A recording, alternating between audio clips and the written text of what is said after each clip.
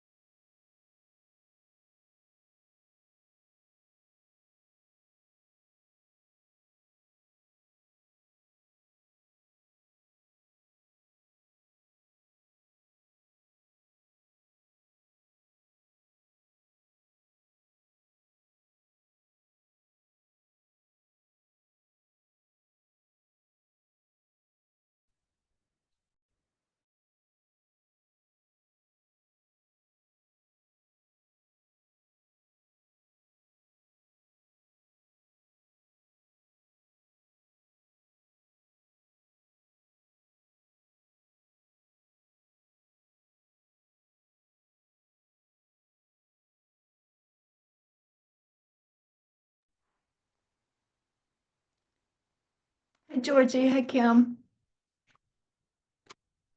Hey, how's it going? Hey, going pretty good. How about you? Good. I'm just walking to my car, just on my phone here, and until I get home, and I'll hop on my laptop. But I'm just walking right now. All right, getting some, walk it out, shake it out, get the wiggles out. I've been looking Yeah. up. I did email you about our peer coaching. Did you see it at all, or? You know what?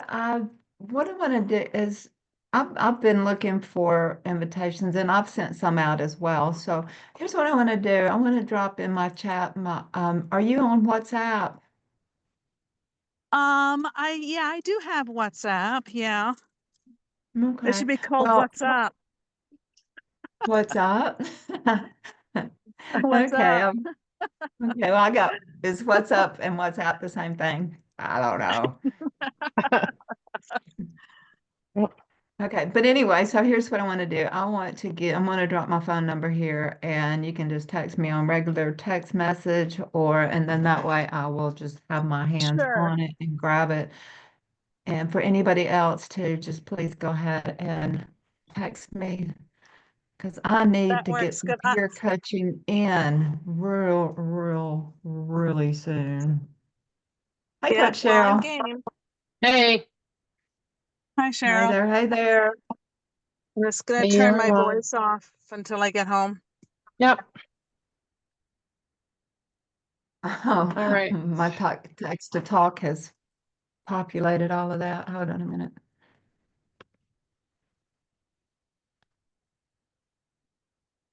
Let's see.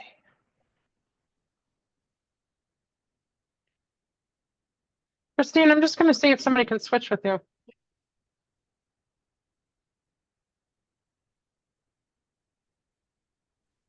It's fine. I don't mind being coached. I just need to make sure I make it for dinner because I have no other way to get dinner. It's like an hour away from any place. Um, yeah, so but if we don't switch it, are you going to be able to make dinner? If we don't, if we coach Yeah, first, we're not I going to coach first, so I'll just switch you. oh, That's what I'm I'm saying. I'll so switch you for. sorry. That's okay. I'll get somebody from next class to switch with you for today. Okay, next class I'm coaching. Oh, well then the class after. Whatever it is, I'll look at the Okay, schedule. okay. I'm sorry. Thank you. Can I go then? Bye. Thanks, Cheryl. Thanks. You're See ya. welcome. See ya.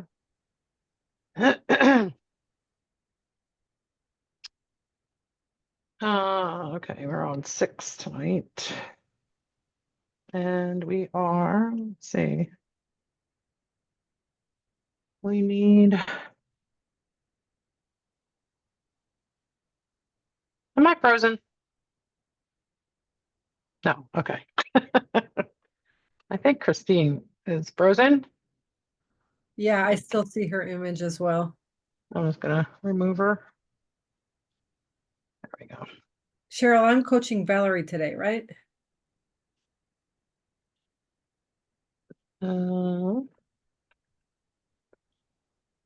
Today's the 24th, right? Yes. Yeah. Yeah. And then Marcy's coaching whoever. I think Kim will probably do it, or maybe Holly. And we'll put Christine. Whoever has a topic Okay. will be the second one. Do you have a topic, Holly? If I switch you?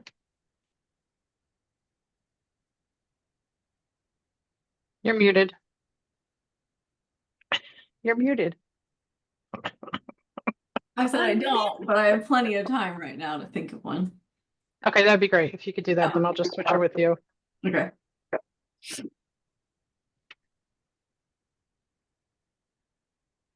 All right.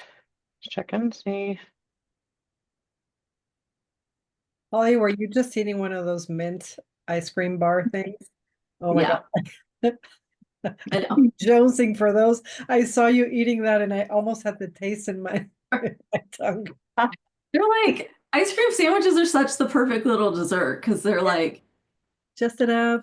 it's just enough, it's the right size, and it's not easy to go back and like, quietly scoop some or be scooping and eating and scooping and eating. Yep. Mhm.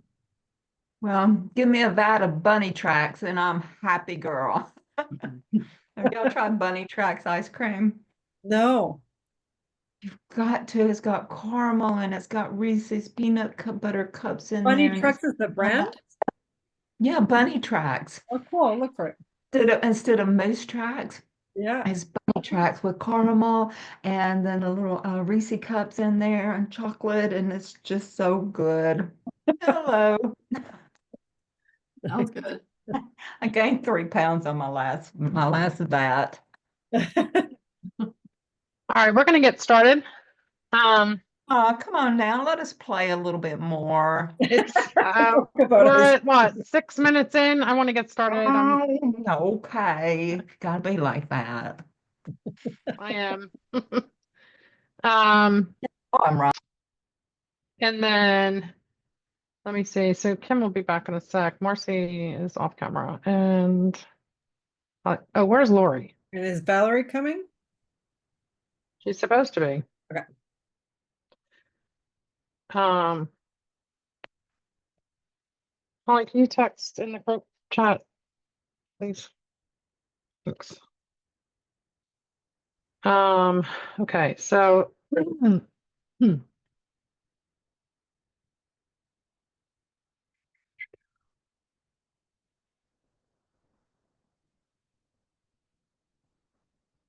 right, so before we start on today's chapter, anything coming up, any questions about previous chapters? Anything come up from from our mentoring session after we left? Anything like that? No, that was really helpful. Just going through each one of the competencies and markers and then going through which are the key ones we have to get and the types of questions by hearing Holly, like breaking down Holly's session. That was super helpful. Oh, good. Yeah, you guys it seemed like you were really into it, so I was glad that was helpful. Go ahead, Dee. What did you have? First of all, that color purple looks gorgeous on you. That is so pretty. Thank you. Okay. Purple's my color. What now? Purple's my color, my favorite color. Definitely, I agree. Okay, so I have several recordings now, and I guess if I went back and look at my assignments, I could probably tell where I'm supposed to turn those in, right? Yeah, I mean, there's a form, but also, if you just emailed it to me, that's fine as well. Really, How it's many the final, how many recordings am I supposed to submit to you? Just just one? one, and then we do the feedback, and then you do another recording. So don't be doing your second and third recordings until you get the feedback from the first one. Okay, You're and then gonna- how, Sorry, go ahead, Dee. no, go ahead. Well, I I'm was gonna, I listening. think maybe we're on the same line. Are you gonna send the feedback via email or? No, you have to schedule your one-on-ones. Okay, and so we go into your I'll calendar? put the link in the chat. Okay, okay. Um,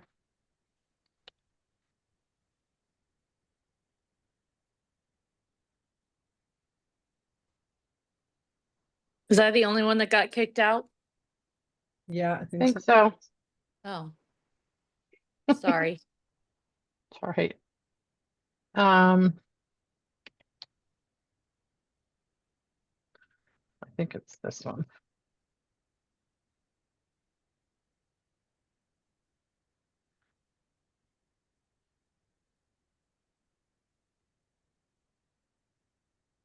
Yeah, I have to add time for on there, but I will tonight. Okay. But that's the link.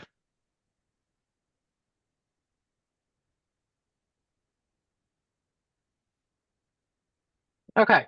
So I was just asking Marcy and Kim if there was any questions about any of the other chapters we've covered so far, or the left over from the mentoring session, or anything like that. No, did you have a chance to update the coaching schedule yet for me?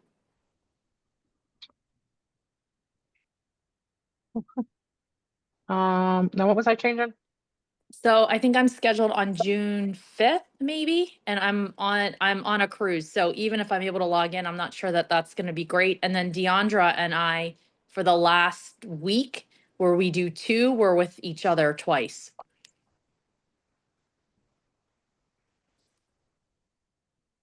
See, I don't see that you're with Kim on June 12th week, and Yep. second one, and the first one, you're with Deanna. All right, maybe I'm looking at the wrong. There was this is the updated one. I looked at it It's you today, I and- thought, but maybe I didn't look at the updated one. It's Maybe you I and put- Deanna, and then you and Kim for the peer coaching. And then I'm just gonna switch you and Deanna for in class.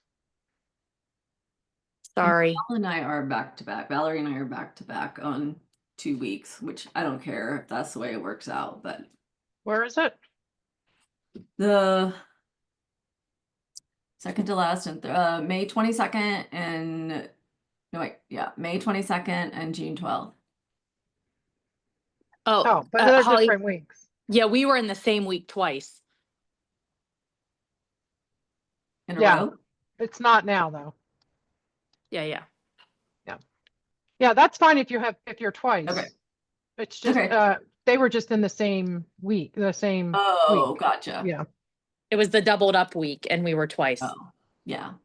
All right, so I'm moving you, Holly, to the second session today, and then I'm putting Christine where you were. Okay, that's done. And I'll post this tonight in the up coach. Okay, any other things Issues? we have to resolve? All right.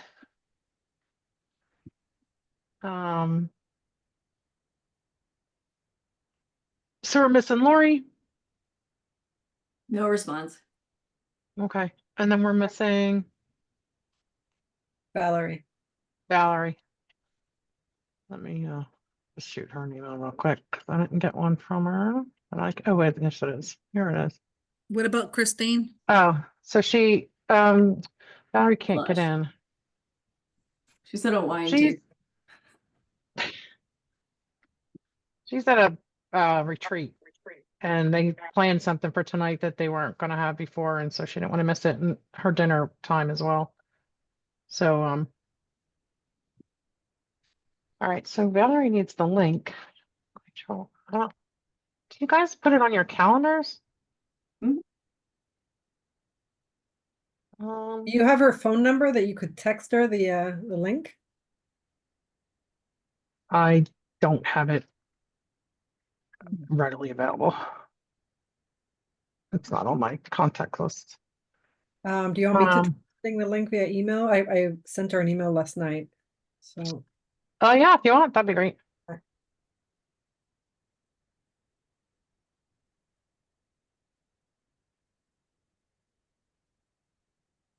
All right. yeah. There you go.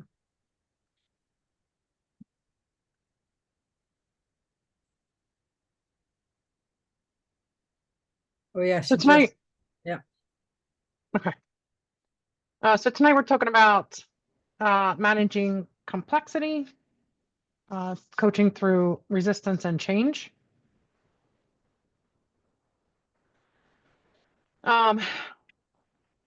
So nobody likes change. Most people don't like change. So it can become a problem when we have to coach people through that change. And I'm just going to ask everybody to mute because I'm getting some feedback. Thanks. So when clients encounter change or uncertainty, there's that kind of internal resistance, right? I know I do it. I'm sure you guys have felt that way.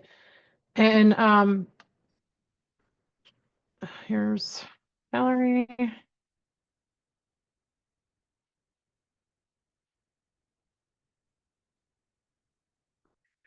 So not because they don't want to reach their goals or move forward or experience growth, but because that growth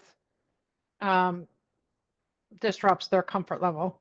And sometimes I talk about growth requires us to become a different version of ourselves, right?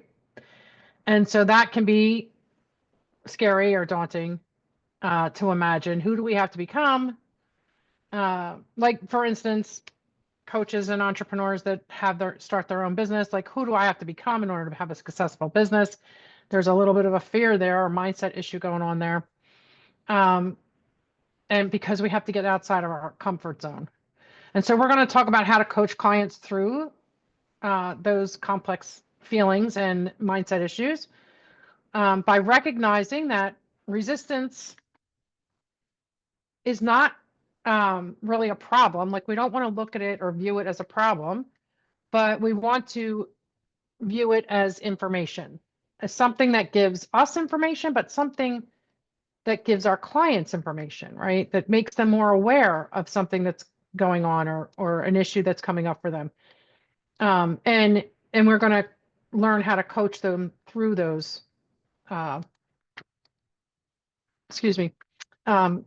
that information. And so when we look at emotional intelligence and we use that as our lens, we learn how to support clients with empathy, presence, and structure as they start to kind of navigate those feelings, the challenges, the doubts, the transformation, and the growth that's going to happen from that transformation. So we want to look at it in the positive, and I try to do this as much as possible with myself and definitely with my clients. So when you're looking at resistance, we're going to consider it a gift because that means that something is changing, something's shifting. So when clients resist, whatever it is, right? It could be resisting action. It could be resisting change. It could be resisting getting out there and connecting with people or whatever that shift or that change that is trying to happen. It just means that they're resisting it because there's a fear behind it. There's the unknown. Again, there's that, who do I have to become, or what do I have to do to become that, or to have this come to fruition? And really, it comes from a lack of awareness.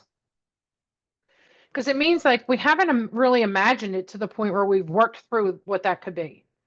We haven't really seen the end result. And that's why visioning is a big plus when people are trying to go through change. Because when you can help somebody vision the change or the process or the procedure or whatever it is, it becomes less scary, less, less of the unknown, because you've helped them to vision, kind of vision in the steps through it. And it's kind of like, what's the worst thing that kind of can happen type of a situation where we help them to see what is likely to happen, what is the worst thing that could happen, what is the best thing that could happen. And those three things create a lot of awareness around the situation. And so when we help them to see that, first of all, that resistance that they're feeling is getting them ready for that next step, right? It's a gift. It's getting them ready for that shift, for the thing that's coming up that they need to move forward with. So when we as coaches treat resistance with curiosity and compassion instead of fear and kind of hands off, if we try to tread lightly around it, or too lightly around it, I should say, we actually enhance those negative feelings for the client.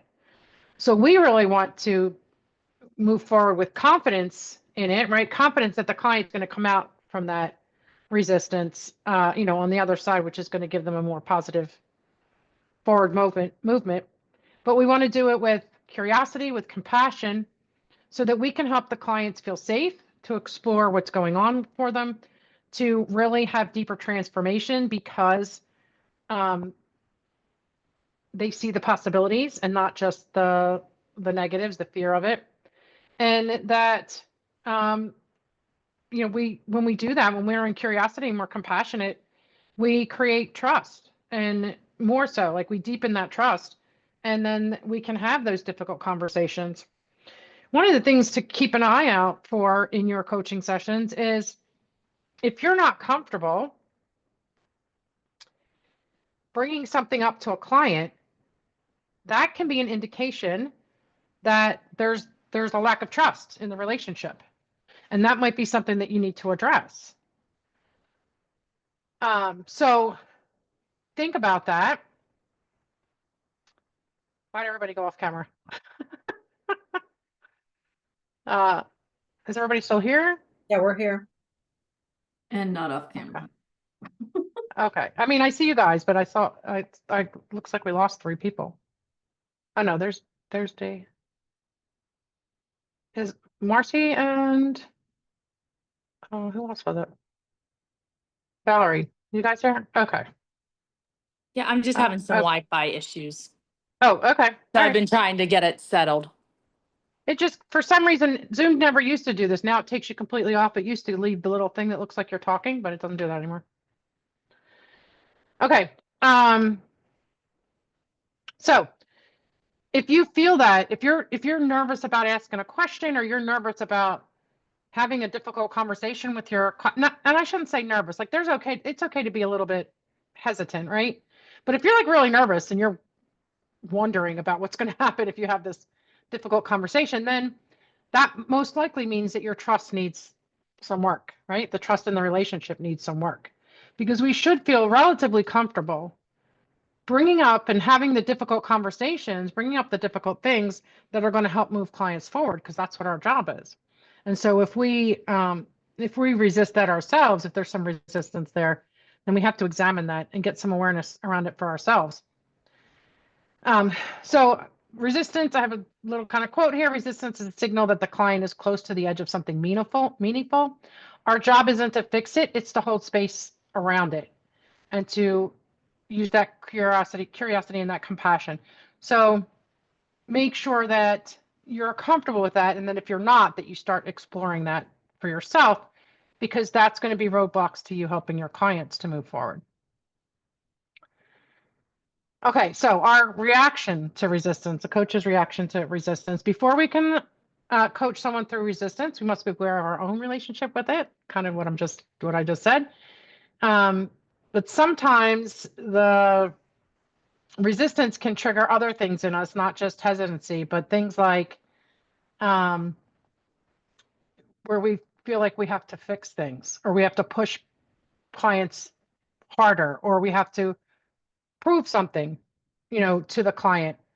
We want to resist we do want to resist all that and figure out what is the resistance, and how can we, again, use that compassion and that curiosity to bring about awareness for the client, which means how do we go overcome it for ourselves? So you can kind of just ask yourself these 3 questions when you feel any kind of resistance coming up. What emotion has come up for you? Did you feel comfortable or responsible to shift the moment? Did you stay present and neutral, or did you steer away from it? Again, that's that, are you having some anxiety? Are you having some trepidation around staying there with the client, about creating that space for the client to grow through their own resistance, which, is now creating resistance for you. So when we look at how emotional intelligence supports us as coaches, we have that emotional self-awareness, so it helps us to name our own reaction to the resistance. Impulse control helps us to slow our response instead of jumping in to redirect, or to give advice, or to push, or to prove, or whatever. It just helps us to approach it from a coaching standpoint and not do those things. And then also it helps us to show empathy. So staying in their world instead of needing to defend or correct, or bringing them into, like, instead of bringing them into our stuff, we're staying in their world. So little tips, I have these little coaching tips throughout. Resistance is often a mirror. So if you feel the need to push through it, pause and reflect on what part of you feels that urgency, and why. Okay, so understanding resistance, again, resistance is a signal, and it can show up in different ways. So there's not just one way. It's a lot of the times it's going to be a gut feeling, but there are some tangible ways to see it as well. So sometimes it's silence. That's typically where, like, if I know myself, when I am resisting something, I become very quiet. And like Mike, my partner, will say, I'm losing you. Like he knows as soon as I go quiet, he'll say, what's going on? I'm losing you here. Because I'm just quiet. So I have the silence piece. But some people are sarcastic. They get defensive. They story spinning, which is basically that they start thinking about, well, let me explain this, or let me try to explain it away, or let me try to get over this feeling that I'm having, and I'm start telling these stories, right? They start kind of just making up, or not making up, but kind of, well, it is kind of making up, but they're kind of embellishing, right? They're storytelling, but they're embellishing on it. They over explain, or they're dismissive. So at its core, that resistance is often, fear or grief, identity shift, lack of clarity, all the things that I've been talking about so far. So we want to take note of these things. If you feel like your client shuts down, or, goes to silence, that's something to address in that moment. If they get sarcastic, I don't know that happens much in coaching, or at least not sarcastic towards you. But especially if they're defensive, that's a big red flag. Sometimes it's over resistance, sometimes it's over guilt. Like there's other things that could come up there, but take note of that defensiveness, or the over explaining, or if they just dismiss it, if they just like poof, go right by something, and there's something there. These are the things that we want to slow down that part of the conversation and open it up and have some dialogue and create some awareness around it.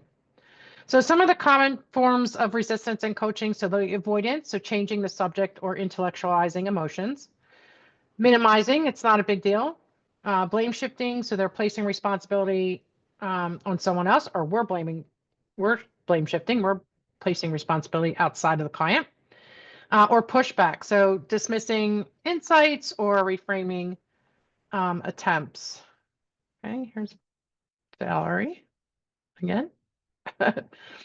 um,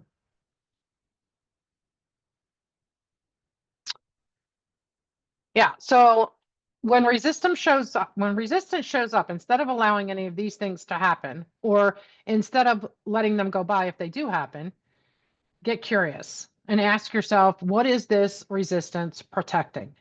This is for you and for your clients. So if you're noticing it in you, say to yourself, why am I resisting staying here with the client? Or why am I resisting asking these questions or helping to create awareness around it? And if it's for your client, then start asking your client the questions. So some areas for emotional intelligence that are most often linked to resistance are emotional self-awareness, so kind of recognizing that underlying emotion, reality testing, so distinguishing emotion from fear. And that's actually a big one for a lot of things in coaching, the reality testing. We want to be able to help distinguish the situation. In this case, it would be emotion from fear, but whatever it is, especially for a client, helping them to really think about, well, what's the real issue here, right? What do we have to help? What do we have to ask to help them distinguish between, something that might be small to something that might be life-changing, or something that might be a small irritation to something that is really derailing them, right? So just kind of that reality testing. What they think is happening to what might actually be happening. Different things where we want to help ask those questions that help them test that for themselves, test the reality of it. Stress tolerance is another one. So being able to handle ambiguity and discomfort. And then flexibility, so adapting to new ideas or shifting directions. And again, these are things that we look at for ourselves, but definitely that we're looking at for coaching the client through. So I have a little example here on coaching through a moment of resistance with a client. So the client says, I just don't think this exercise is useful for me. The coach says, well, thanks for sharing that. Can I ask what part of it feels off or even frustrating? And I probably won't use the orb question, but I would just say what part of it feels off. And the client says, well, I think I'm tired of trying things that don't stick. And the coach says, okay, that makes a lot of sense. Maybe there's something underneath that we could unpack together. So just kind of looking at that, the coach remained neutral and curious, validated the client's experience, and then created space for deeper emotional processing. So that's how we want to handle those things when they come up. And then the second one there, well, not the second one, but the working with, not against resistance, second piece there. When we do see resistance coming up, we also want to try to eliminate resistance because it often leads to more resistance. So the goal is to partner with the client and help them see resistance again as a message or an indicator and not as a block, as something that is preparing them for something else, but not as a block that's going to stop them from getting somewhere else. Let me stop there. Questions about, you guys kind of getting what I'm talking about with the resistance? Any questions about it?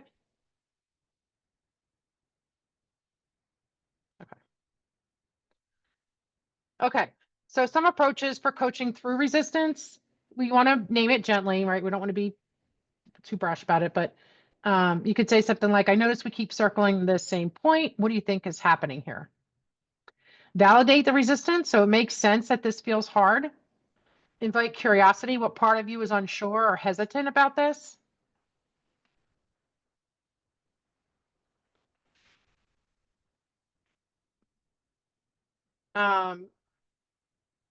And then normalize discomfort. So change often stirs up doubt. What would support you right now? And then create safety. So slow down, offer space, reflect that emotional tone with the client. So for the coach tip there is like resistance is often a request for more time or more clarity or more trust. Whether that's with you or with their situation or with the people in their lives around that situation, it just depends. But I know, like, if you can think again, kind of think of yourself in any kind of situations, like, Usually if I'm resisting something, I'm pretty aware of it. And there's usually where I need more time to adapt to whatever's happening or whatever is going on so that I can feel more comfortable with it. But also there's the trust piece where if it's around people that I'm not like, if it's something that it's, there's a person that I'm not used to, or I don't know very well, or there's, whatever, something like that where there's not a whole lot of trust already built, then I need to do something to create that trust so that I can move past it. And that's what you can help your clients to identify as well. Okay, so the next piece we're talking about is the emotional layers of change.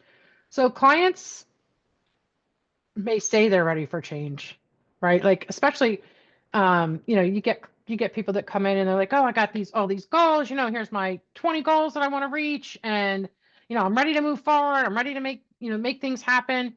And then after the first 1 or 2 sessions, you're like, yes, this person is not really ready.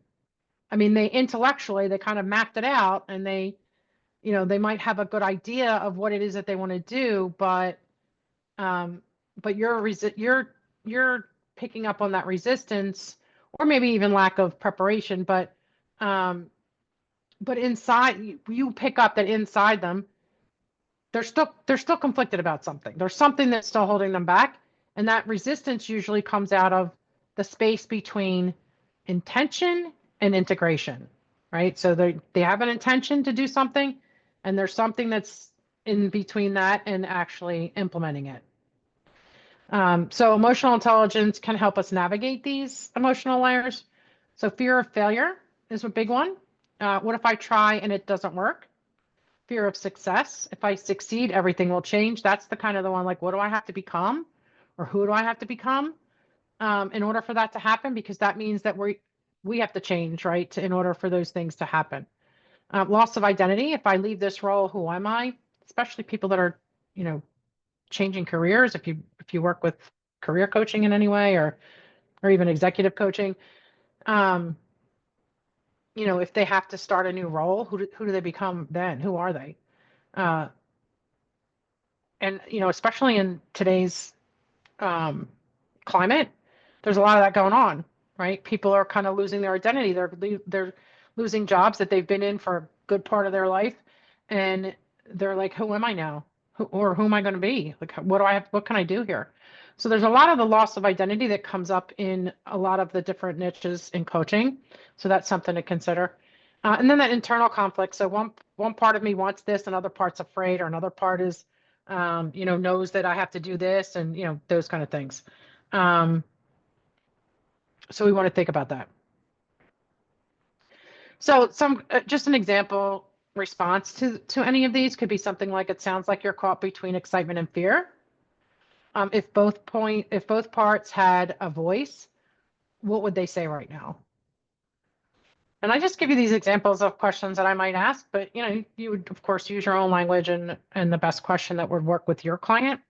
But it just helps them to explore the emotions around it, right? To strengthen trust. And then it allows them to process it their own way. We're not giving them a way to process it. We're asking a question that will help them to come up with processing it. Okay.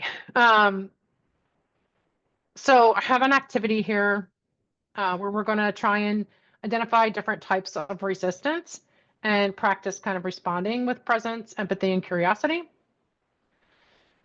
So for each, we're going to brainstorm different types of resistance that you've seen in your own coaching so far or your life. Again, silence, sarcasm, story spinning, avoidance, however it's shown up, if you can from your coaching. If not, then look at your life. And then for each one, we're going to look at what's the EQ, what's the emotional intelligence piece that might support the client in that situation, what coaching response could create safety and curiosity. And then we're going to kind of just, you can just do it right on your sheets here, like record the themes and coaching responses that you would use. Okay, so I have a list of scenarios. that in there? Oh, it's in there. Okay. Um,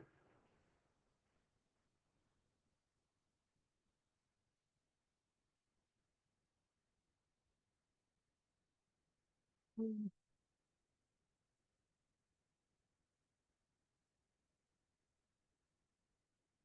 are my scenarios?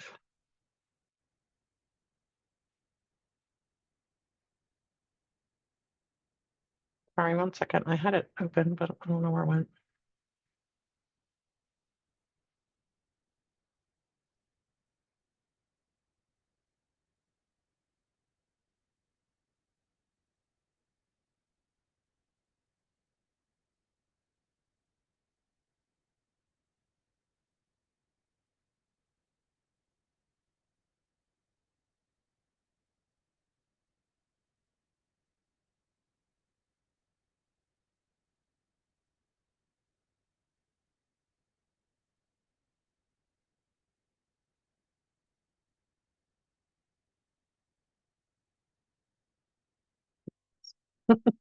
Like, what happened to my list? All right. So we have the first one there.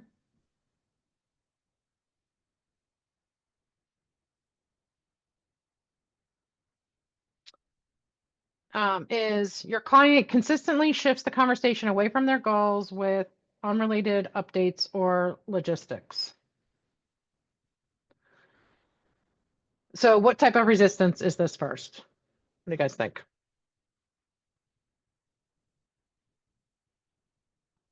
Can you say it again?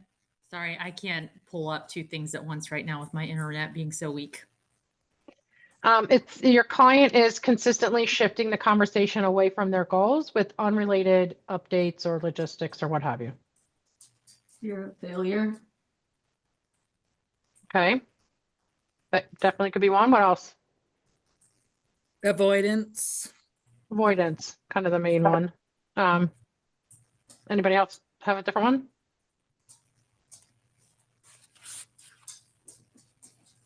Okay. Oh, I guess it's called the avoider, isn't it? Yeah. That'd be the first clue. Yeah. So what, yeah, so they're avoiding, what emotional intelligence skill might support them?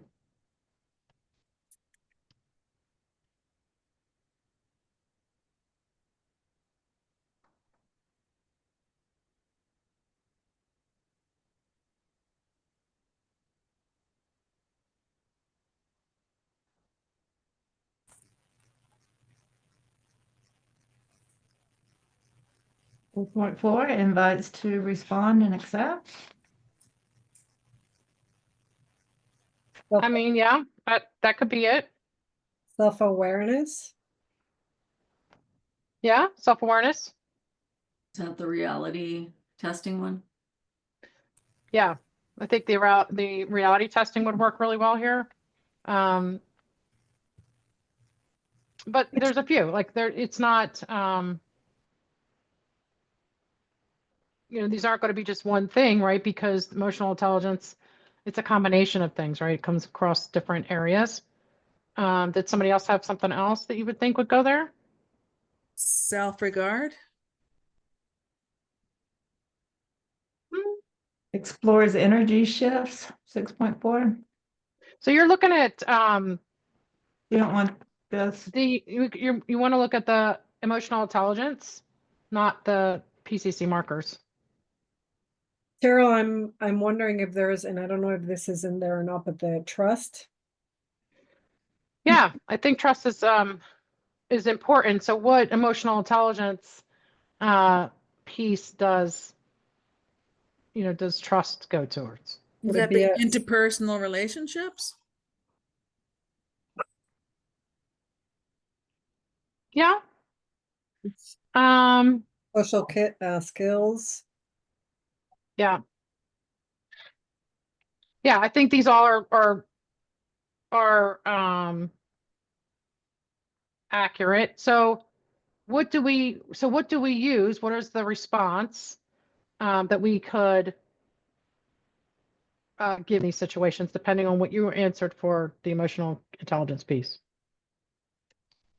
Well, I'll just go with that one because I started with the trust part, but I would be curious about what they need in order to trust and feel safe to explore that further. Mm-hmm. Yeah. Um, especially if we look like, if we think through, like if it's emotional resistance or that fear of failure or change, what could you ask specifically? What would be the question that you would ask? I would say if it's fear, if you're sensing fear of change, what is the worst scenario that could happen if you made this change? Yeah. So yeah, that's a good way. That's a question to ask. What's another way you could ask it? I would, I know- sorry, sorry. go ahead. I notice that you're constantly shifting your conversation away. And you know, what is behind that, or what feeling is behind that? Yeah. So okay. Does anybody have something different? Yeah, I would ask how how it is serving, how is that thing, whether it's the resistance, the avoidance, or how that thing is serving. Yeah, how's it serving them? I Mhm. think that's a good one. Um, so you could, you could say something like,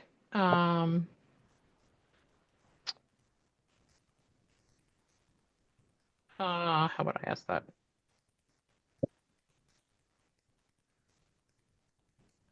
Something like, well, let me go through. So my resistance type here, I have it as emotional resistance tied to fear of failure or change. Because we're probably seeing a pattern of this as well, like delaying decision making over, moving past it quickly.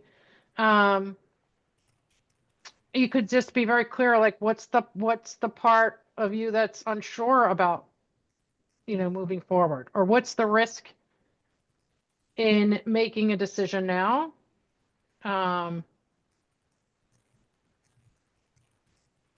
Just things like, and the questions that you've asked as well.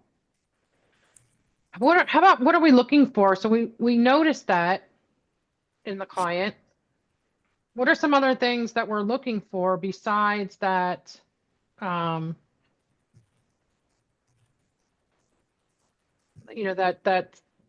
response from the client. So they're shifting the conversation. What else are we looking for in that to help us identify it easier? So you see them shifting away. What are some of the other things that you could notice? Body language, Okay. You tone. could minimize it. It's not a big deal. Yeah, minimization. Sarcasm. Is that your sarcasm one? Yeah, sarcasm. Yeah, fear. Yeah, fair.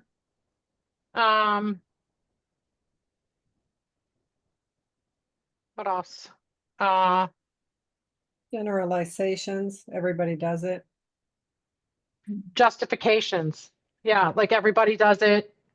Mhm. That's kind of a justification. Minimizing. Minimizing. Yeah, good. So that's what I was looking for. So the things that we might see in addition to that one shifting. Okay. And then what would be ineffective? So we talked about some of the things to do, but what would be like some ineffective things in that, in that moment with the client, things not to do. Pushing them to see something they don't want to see. Yeah. What else?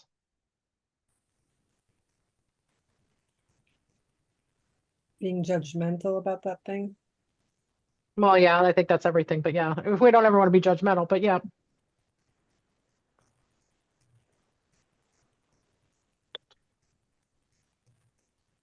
Yeah. So we don't want to ignore like any emotional cues or body language that we might be seeing when we're also hearing these things, right? Because that's gonna probably create more resistance because we're not queuing in on it and we're not helping the client to cue in on it.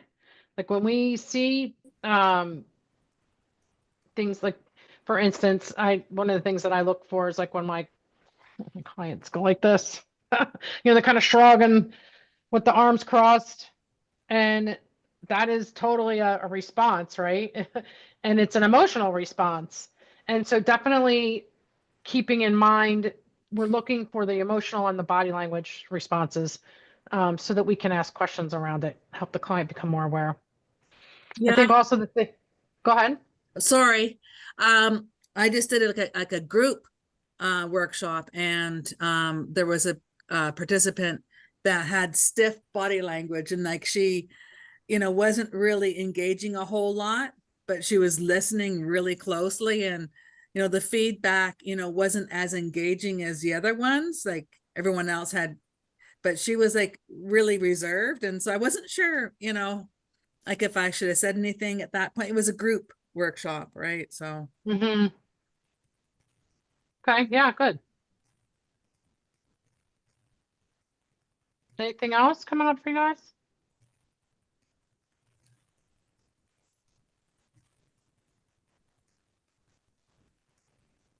So some of the EQ areas are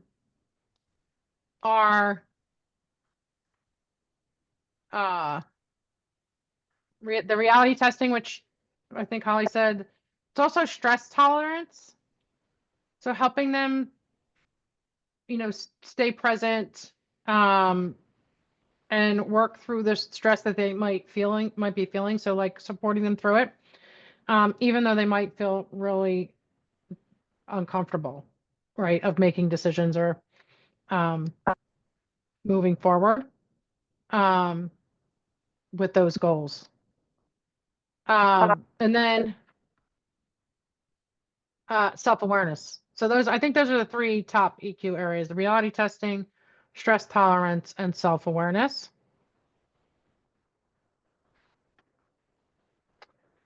Okay, let's go to the second one there. The pushback. So you offer a reflection and the client says, I don't think that's it. That's not how I see it. How can you respond without defending your point? just asking how, what is it that you do see? Yeah.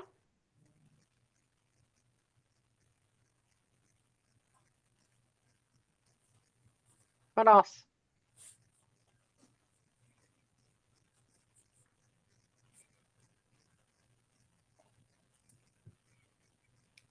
I mean, I think depending on the topic, instead of kind of hunkering down on the current, you could say, what would you like it to look like in the future? Yeah, that's good too. So, But just- right, because you stay in the topic, but at least you're moving them forward. Yeah. Now there's a little bit of a risk with that because then you might be helping them to avoid the issue. So you have to, that's a judgment, I think, in the moment. Are we helping them avoid it, or is this something that we really need to help them move beyond? Someone else? Would it just be kind of reflecting back their language, like, well, how do you see it? Is that what you just said a while ago? Help me understand how you see it. Yeah, that's I think that was said, but yeah, so, and you can just say something like, thanks for letting me know that. I'd love to hear more about how you see it.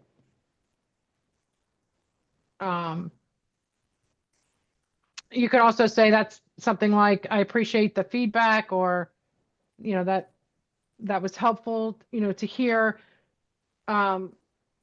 Let's explore what does feel true for you right now. So kind of just acknowledging that they've said that, right? We're making the acknowledgement, and then we're going back into curiosity and partnering with the client to help them move forward. You could just say, come straight out and say what's coming up for you as you hear it.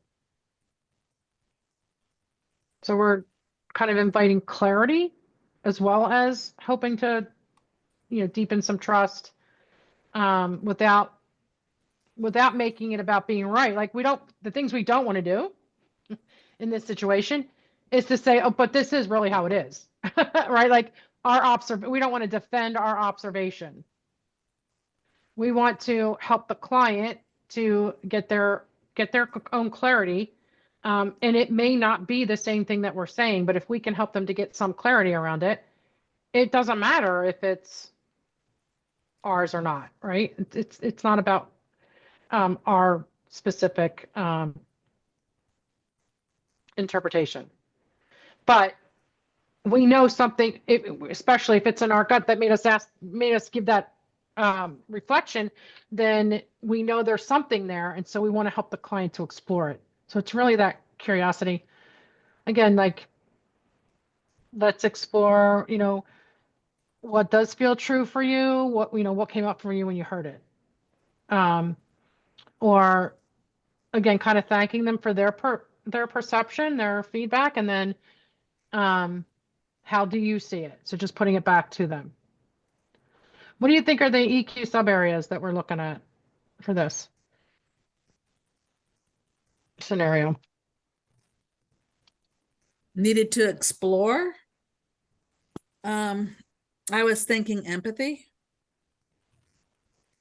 Yeah, empathy. So it helps us keep connected to the client's experience and not our own agenda when we put it back to the client. Yep. What else?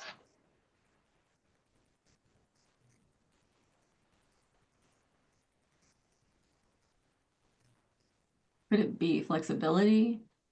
Yeah, definitely flexibility. So it allows us to shift direction kind of gracefully and without judgment, but stay client centered. Good. That was a good one. There's a couple others too.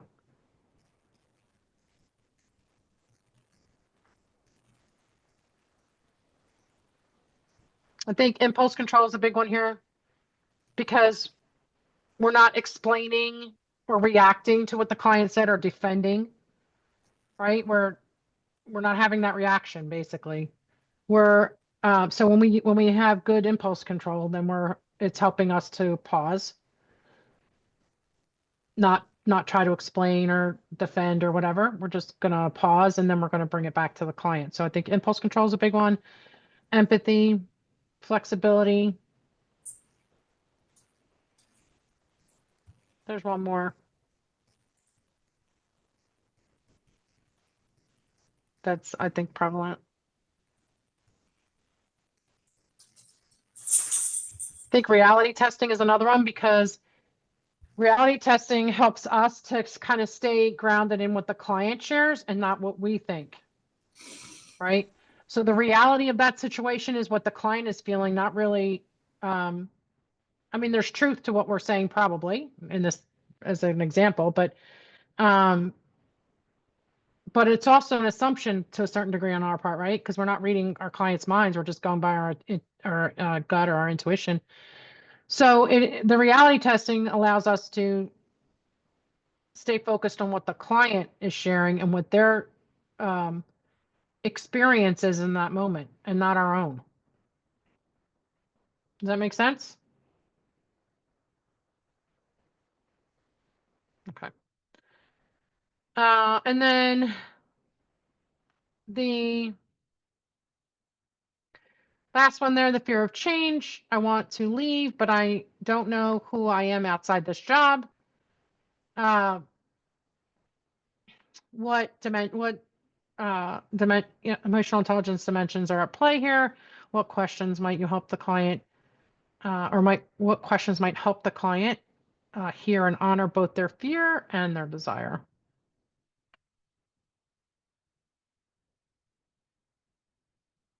So what are the EQ sub areas?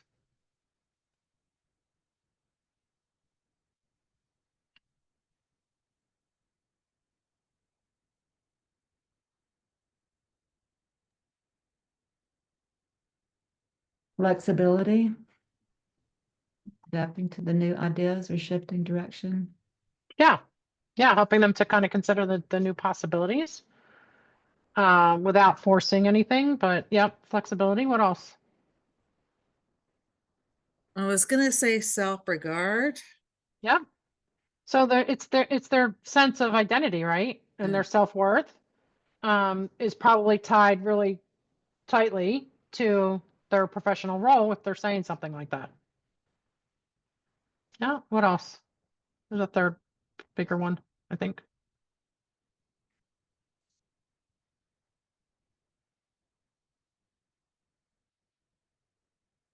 I think the self-actualization is the third one there, because it's, through our questions, we can help the client see how they can align their decisions with their values and purpose beyond this current role. Like that's a way that we can help them move forward, is to, kind of move on that self-actualization. What are some questions that we could ask to help them explore the kind of that fear and that desire at the same time?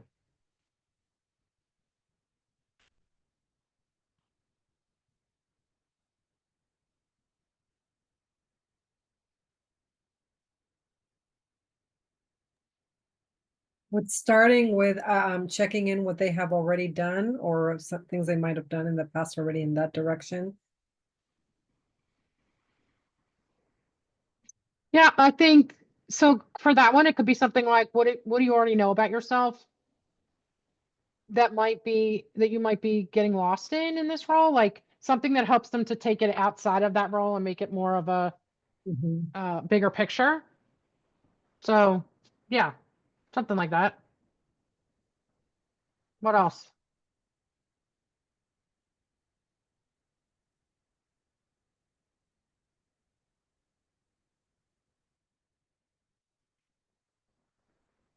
I think you can get pretty clear on, excuse me, like what part of you feels the pull to that something new, like, or drawn to that something new. And then a second question might be, what part is afraid to let go? So helping them to see that, in that one statement, that they really talked about two sides, right? Fear and desire, and helping them to get clear on what both those things look like to them. Do you ask them how would staying in your current job impact you? Yeah. Or do a visualization around that? I'd probably do a visualization, but yeah, you could ask, you could just say, so if you stayed in this role, get them to look forward, that visualization. If you stay in this role, you can even do pros and cons. What are the pros of that, and what are the cons to that? You can get into that kind of nitty gritty of the pros and cons as well. But I think that's good. I would maybe ask like, how was your experience when you first took this job? Okay. Like That stepping might into be, that new role, like maybe wording it like, I'm just off the top of my head, but it's just like, yeah. Yeah, so I think that might be a good way, if you can reword it in a way that has them look at the fear that they felt and then how comfortable they became. yeah, yeah. Yeah, so you could say something like, when you when you first started in a new role, or in this new role, what fears were you feeling that you had to overcome? And see if you can correlate it that way to what they're fearing now. Another question, kind of straightforward. What do you fear you're going to lose? And then what might you gain? Kind of a pro and con. Um,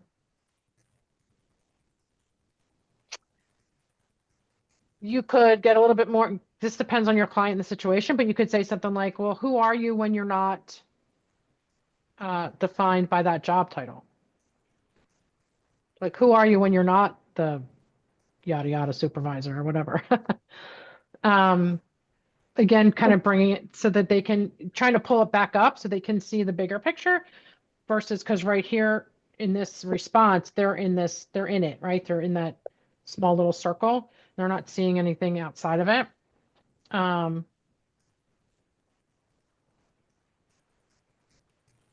Yeah. Okay. Um, okay, so again, kind of to bring it together, resistance isn't coaching obstacles. It's not really coaching the specific obstacles, but it's an invitation to explore, to get clarity. And when we slow things down and we listen for what's unsaid and holding space for that curiosity, we help them to be prepared for change instead of avoiding it.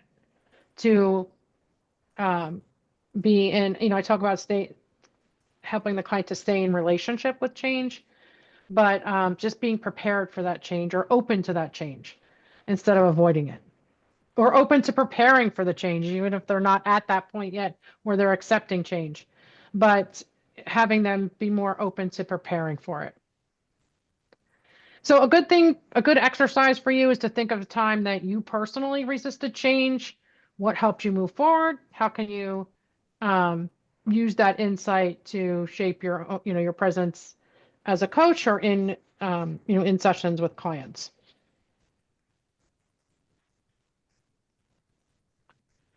Okay. Any questions about that chapter?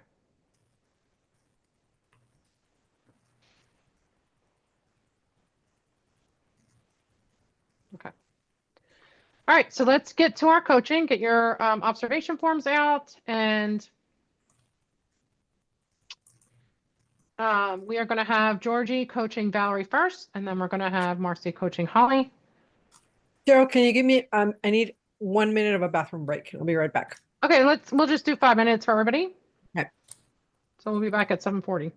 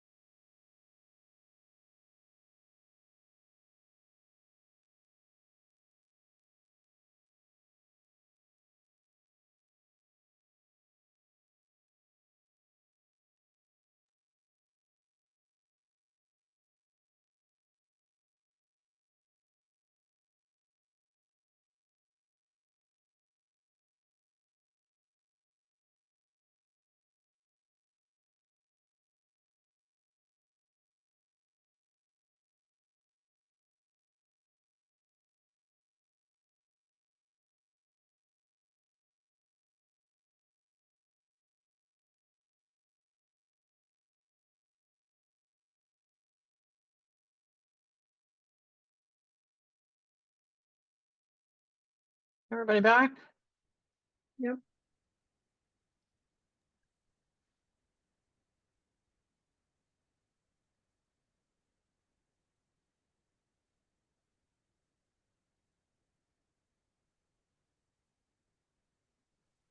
Okay. Um,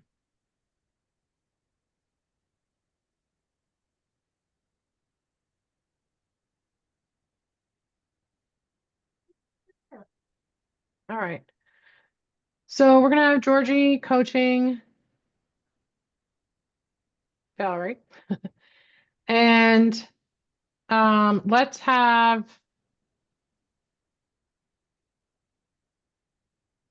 let's have uh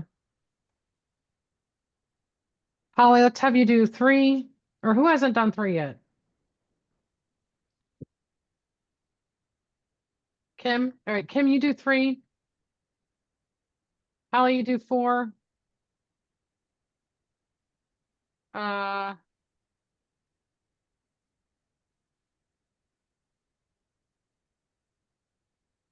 G, you do 5.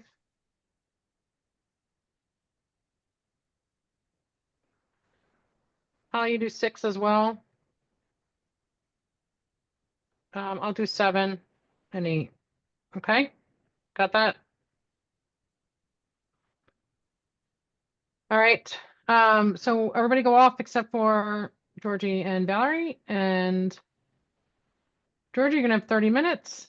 7:43, say 7:45. So you're gonna go till 8:15. We're probably not gonna get the second session in. So let's if you do 30, 35 minutes, that's fine. Okay.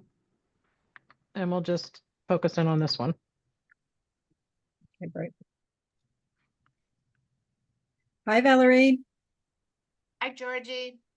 How are you doing today? I'm doing well. How about you? I'm doing well, thank you. Do you need to do anything before we get started today? No? Great. I'm gonna raise my volume a little bit. I'm hearing a little faint. Give me a second, please. Okay. Want me Great. to talk? How is that? I think that's good. Thank you. Yeah. So what would you like to explore today? Um, I am trying to figure out whether to move forward with getting a new fence in my yard. Okay. Great. And the exploration really is about whether you do it or not, or are there any other options in there? I mean, I think it comes down to, do I do it or not? Okay. Okay. Have you been, Are there a lot of considerations, sort of? Like, is it simple? Not exactly, but that's the bottom line, yes. okay. Okay. What would be helpful for you on our session today? What aspect of that would be helpful for you to work through? I guess just the considerations. Okay.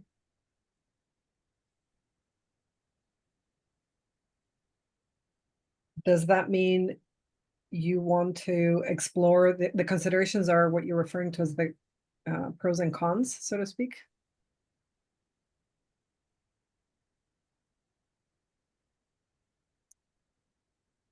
Yes.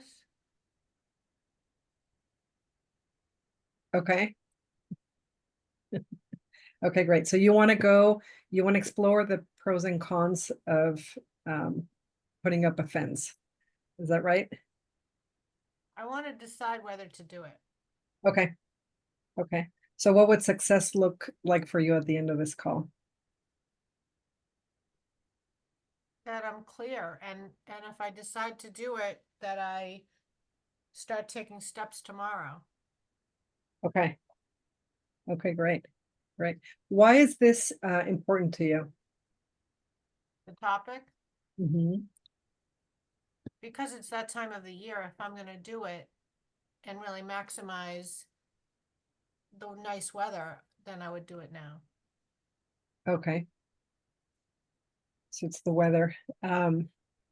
And if you had this new fence set up, what would that do for you? It would give us more privacy, my daughter and me. It would be a container for my yard, which right now is, open to the street. And I have a hot tub that I need to get going, and it would also give us some privacy for that. Okay, okay. So it would serve as a container and it would give you privacy, both in general to you and your daughter, but also around having the hot tub or using the hot tub. Is that right? Yeah. Okay, great. You described a little bit that there are some considerations. Would it be helpful to get into that and discuss what are some of those? Yes. Great. So what are some of the considerations? Oh, okay.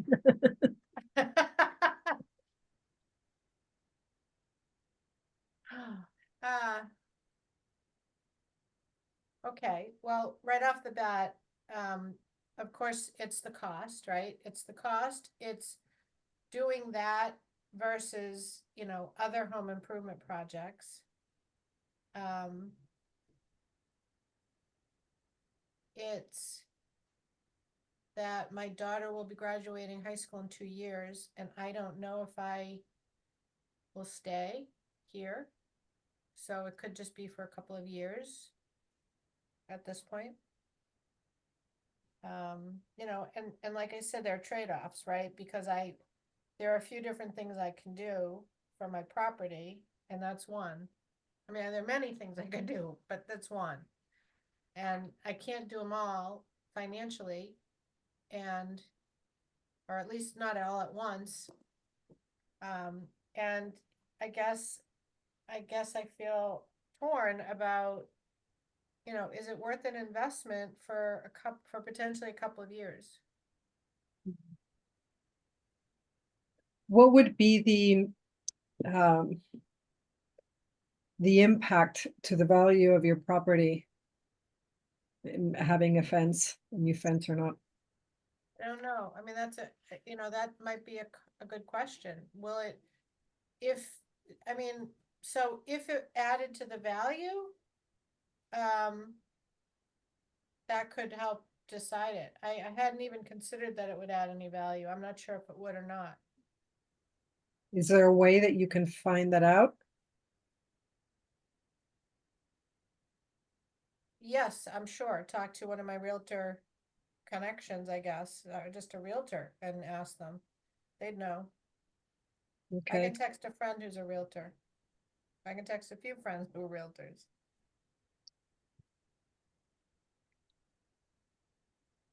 great. Do you think that would doing that inform this piece at least? So one of the considerations is the justifying the expense. And whether you're justifying the expense for a couple of years, would it do anything after your daughter moves?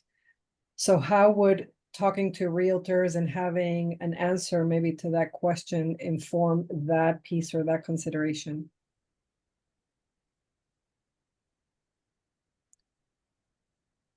I think if I felt like there would be a return beyond just the use of the fence, that could put me over.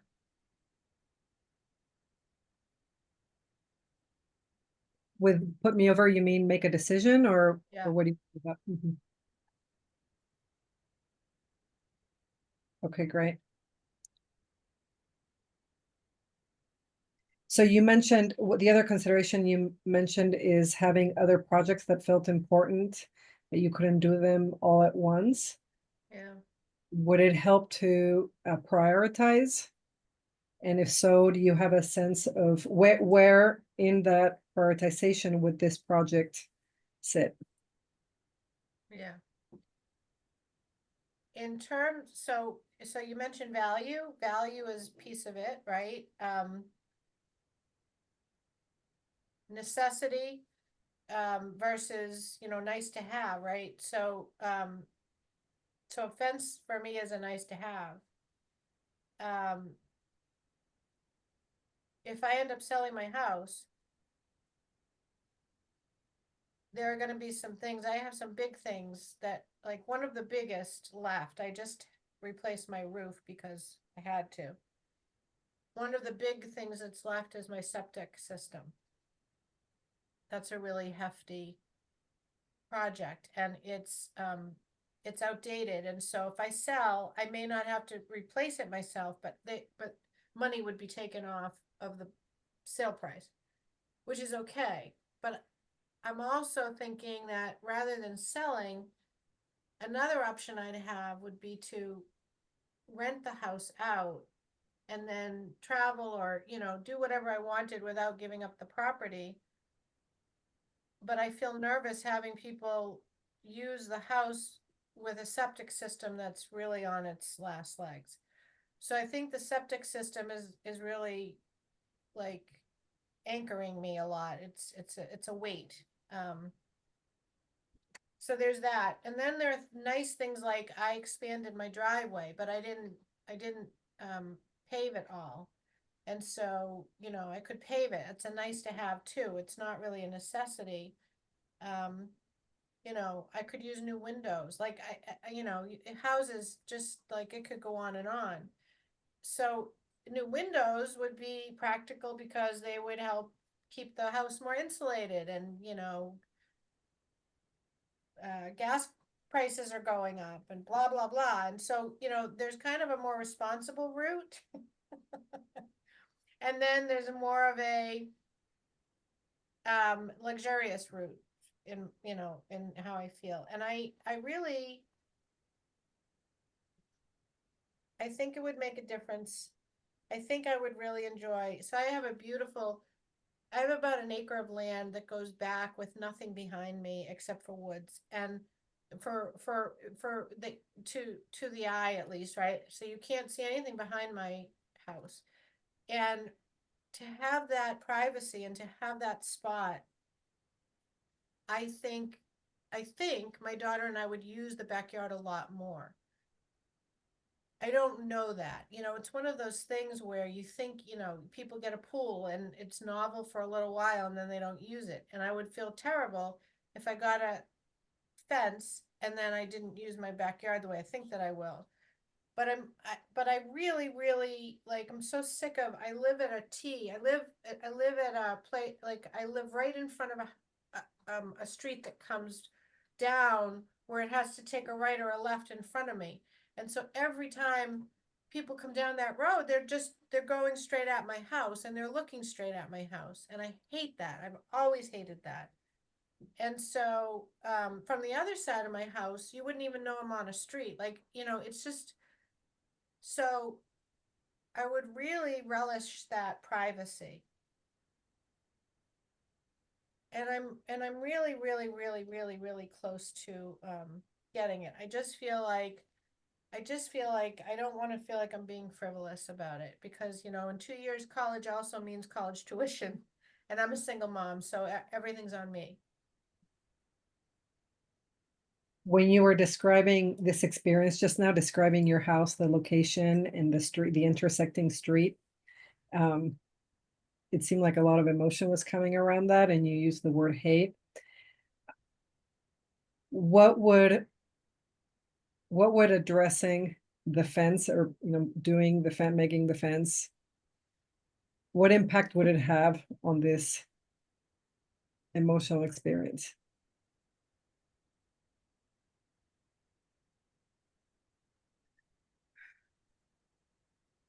I think it would really make a big difference. I just really think it would make a big difference. But, you know, then there's the feeling of, am I just sinking good into bad? Like, that's why I'm just not sure I'm going to stay in this house. I'm just sick of it. I'm sick of that. I'm sick of that kind of thing. And I keep working on the house. I keep working on my lawn. I keep working on beautifying it. You know, I'm still invested in all of that, but it's getting old for me, and I just don't know how much more I want to invest in this property. And so I don't know. I think, I guess I just need to justify if I were to stay for 2 years and either sell or rent my house out after that, which is the soonest I could see myself leaving. Would I feel justified for the next 2 years? And that's summer this year, summer of my before junior year for my daughter, summer before senior year, and then I guess summer after senior year before she goes to college. So it'd be 3 nice seasons. So really, it's like, do I want to? Is it worth, whatever it's going to be, $10,000 or something for 3 nice seasons? I Right? hear that. Yeah. Yeah, I hear the concern there. Valerie, what is an internal strength or superpower that you have in terms of making decisions like these that you could leverage here?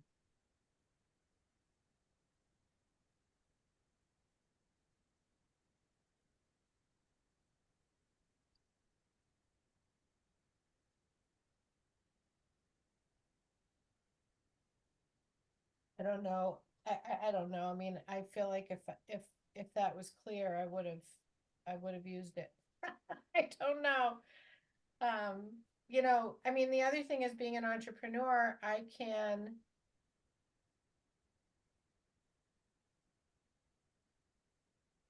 always try to increase business, right? I can always try to increase revenue.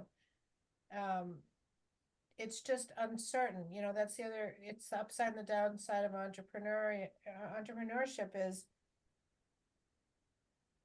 like last year I had a great year, fantastic year. I mean, I guess the other thing is I should figure out, I don't think I can, but I wonder if I could charge any of it off to my business. I can't think of a way I'd be able to do that. But I should find out about that. I don't think so because I think it's outside the dwelling. I charge off some of my office space. But that's another thing just to look into. I don't know, Georgie. I feel like I just want to, I think when you said justification, justifying that expense, I guess I just feel like I want to justify that expense. It feels a little bit, it does feel a little frivolous to me, but it also feels like maybe I deserve it. And, maybe it's time that I really do something, mitigate that problem that I've hated for so long. My neighbors on one side are going to share the cost of one side of the fence. It's still hefty for me right now, but that also helps.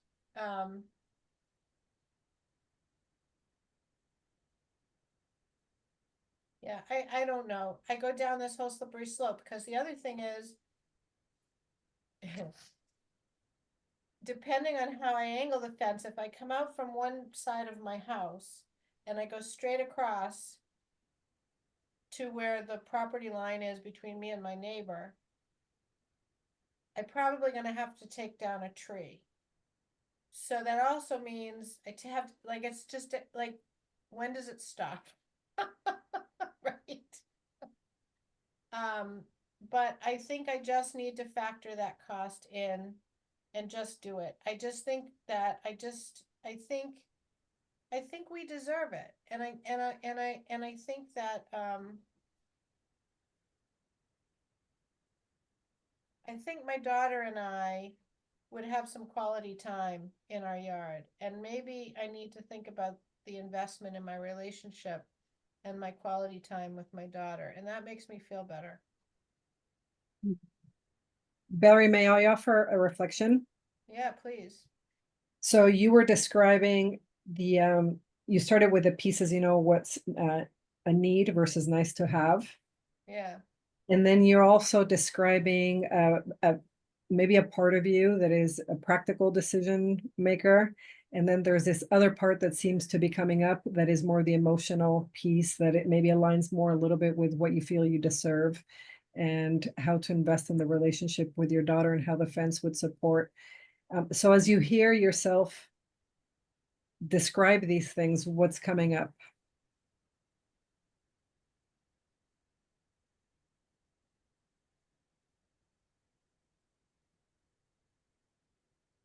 I think that it's one of those times when I just maybe need to throw some caution to the wind. It's something I really want, and I think it's something we do deserve. I've worked really hard on making a lot of home improvements on a shoestring, and I've done a lot of work. I've gotten my hands pretty dirty, with home improvements over the years, um, and I think I deserve it, and I think I need to just maybe throw a little caution to the wind. It does. I guess there's this responsible side of me that says, we might be heading to a recession. The economy is uncertain. My business is, not predictable enough yet. All these things. And then there's the side of me that says, but we would really, really, really enjoy it. And what a relief. It would be a relief. It would be a relief to not be in my yard and just worry about, do I have to wave to them when they're heading for me? Do I acknowledge them? Do I ignore them? I know they're like, I'm bent over doing whatever and well, never mind. Anyway, but I just can't stand it. I can't stand it. And it's nobody's fault because, they're driving down and they're heading straight towards my house, but I just don't like it. I don't like it. And I might underestimate how much better I'd feel, actually, as I think about it. So I am chomping at the bit to do it. And I think I just need to pull the trigger and just do it. What would the part of you that feels like you deserve it, that you would really enjoy it and feel a relief from having this fence, what can that part of you offer to the responsible part of you?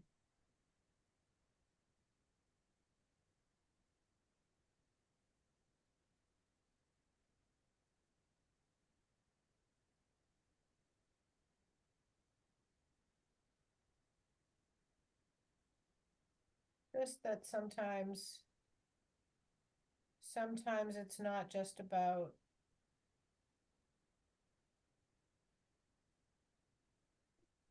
it's not just utilitarian, right? I grew up with a very utilitarian attitude that if it has a purpose and it's a necessity, or and it is utilitarian in that we will use more of the yard, but it's not a necessity, and that it doesn't have to be a necessity for me to decide to do it. And I guess, when you talk about my superpower, it's actually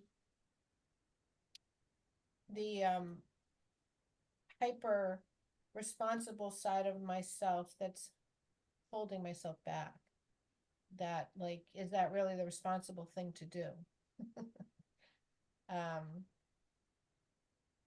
But maybe it is the responsible thing to do for the benefit of my relationship with the last 2 years of my daughter before she flies.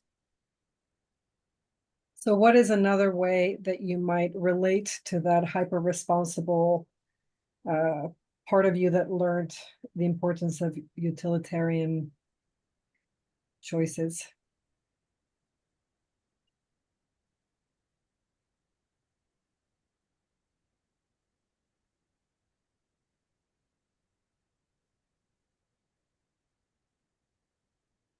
Just that postponing, you know, postponing a luxury, or postponing a joy, or postponing something, I can't get this time back. And so is it responsible? Is it actually wise wise and maybe responsible to, you know, set things up so that we have the most joy that we can in our house while we're still here together. And I like the question about, will it change the value? I'd like to find that out. I have a strong suspicion that it won't. I think it's an additional, it might be a nice to have for people, but I don't know that it'll change the value. But I think if they told me that it changed the value at all, I would do it in a heartbeat. When you were talking earlier about these practical pieces, you're also talking about having it be a deduction. Is there someone you can talk with that about? Yeah, my accountant. Yep. Great. Yeah. I mean, those things would make it easy, but I'm afraid that I'm gonna hit a wall there, and that that won't be those won't be the deciding factors, but they could be. So that certainly would help my responsible side. Yeah. So it sounds like, as I was hearing you speak just previously, and you were describing these experiences and the emotional parts of this, it almost sounds like you were leaning towards clarity. Would that be a fair assessment? Yeah. Okay. Do you want to, can you, or I'd like to invite you to summarize what your sense is of that progression towards clarity?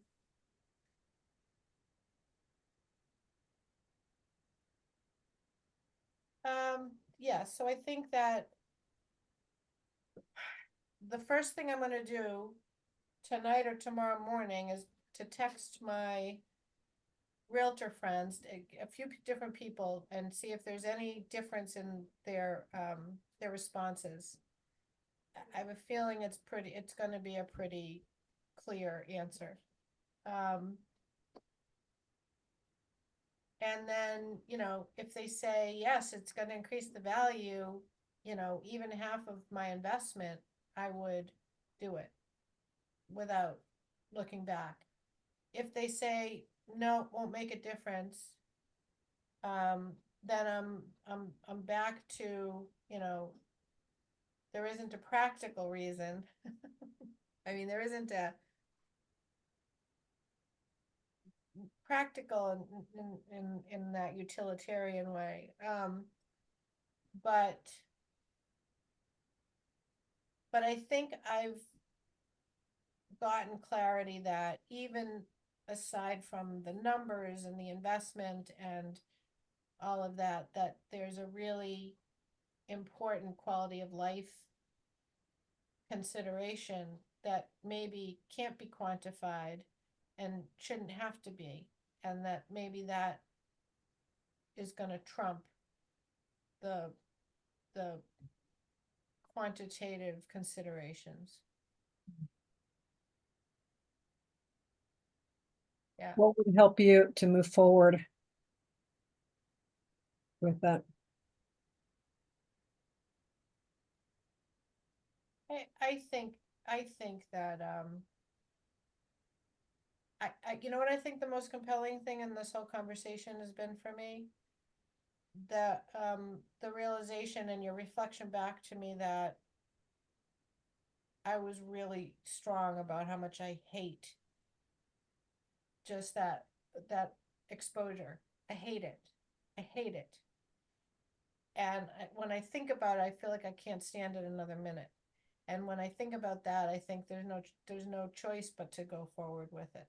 So I also suspect, Georgie, stay tuned, but I suspect that I'm going to reach out to my neighbor tomorrow. We're going to get in touch with the fence company, and I suspect that it's going to be installed sometime in May. Like I think I just needed to put some time and thought into it, and I think I'm pretty ready, actually. What else might get in the way? Just, well, should I, shouldn't I, responsible versus,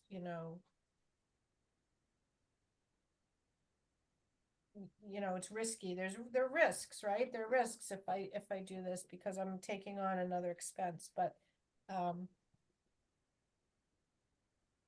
I think I've decided that that's hopefully the financial stress won't offset or overpower the benefits. So Great.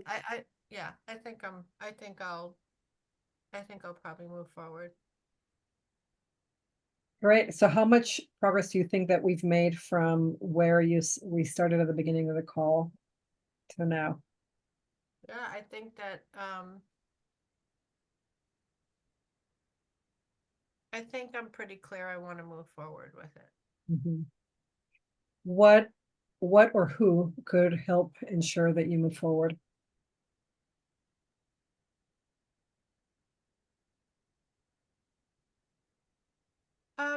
I think, well, I took some notes while we were talking, and I think that reminding myself of some of the things that I said, and I think that reaching out to my neighbors and telling them that I'm ready to move forward, and going back last year, we got some quotes, and just going back over my records to figure that out, and then decide who we're going to reach out to. And I don't know if it's true now, because I'm sure a lot of people are thinking about this topic, but back when we were looking into this, they were telling us it could be like a 2-week turnaround time. So now I feel like if I'm gonna do it, I better like just, have full, it's getting nice out now, so now's the time. So now I'm feeling like not only do I want to do it, I want to do it yesterday. So I don't know what would get in my way. I think I'll talk to my daughter about it, and she'll help me to toe the line. Yeah. How could you hold yourself accountable here to move forward?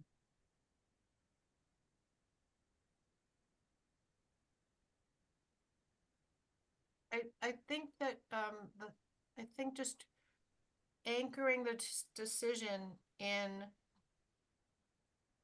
the establishment of the quality of life and the investment in my relationship with my daughter. I think that's what'll really help me to move forward.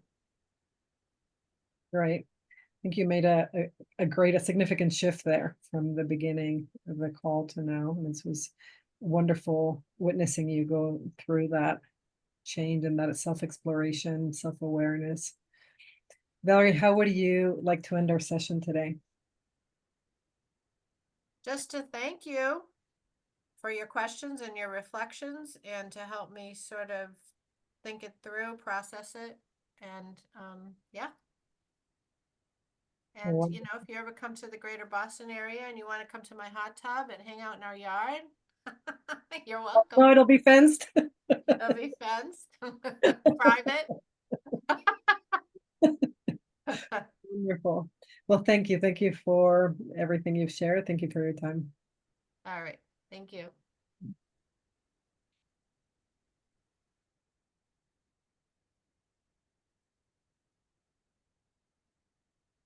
Cheryl. Yep.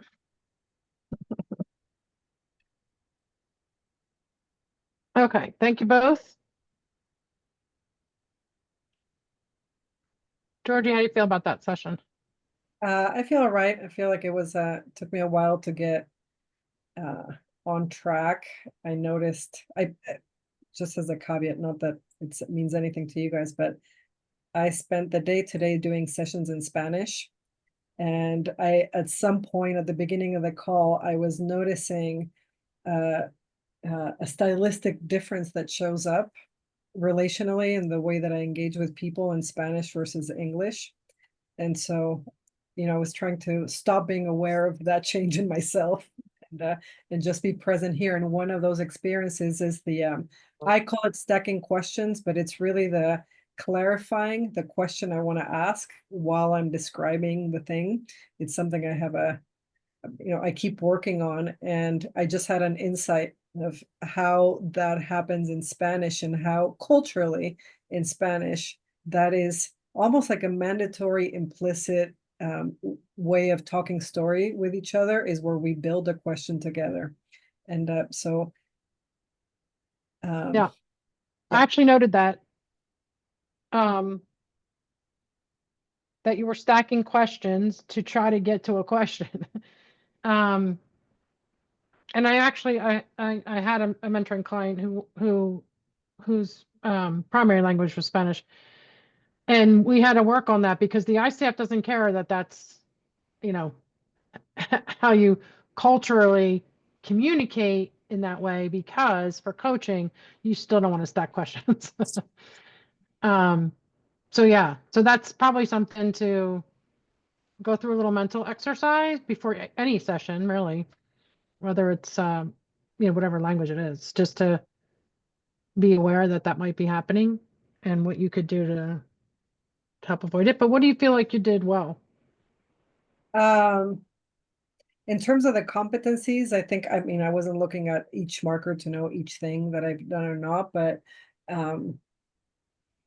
I think I covered quite a few of the markers in there. I was, trying to be conscious about being genuine or authentic in the asking those type of questions and not rushing the direction of the call, just to make sure that I fit all the parts in. And internally I felt okay with that. So it was what I did well, I think, was, doing my best of feeling authentic or genuine in my presence with Valerie. Okay. All right. So let's go through the observation form, and then I'll give my feedback afterwards. So I think Kim, you had 3. Yeah, I did. So yeah, I noted that she met all the markers for 3. And so 3.1, focus on outcome. She just she asked, what would you like to explore today? 3.2, measure of success. What would success look like? Importance and meaning. Why is this important to you? And what would this do for you? And 3.4 needs to address what would be helpful. Like, what would be helpful? Okay, good.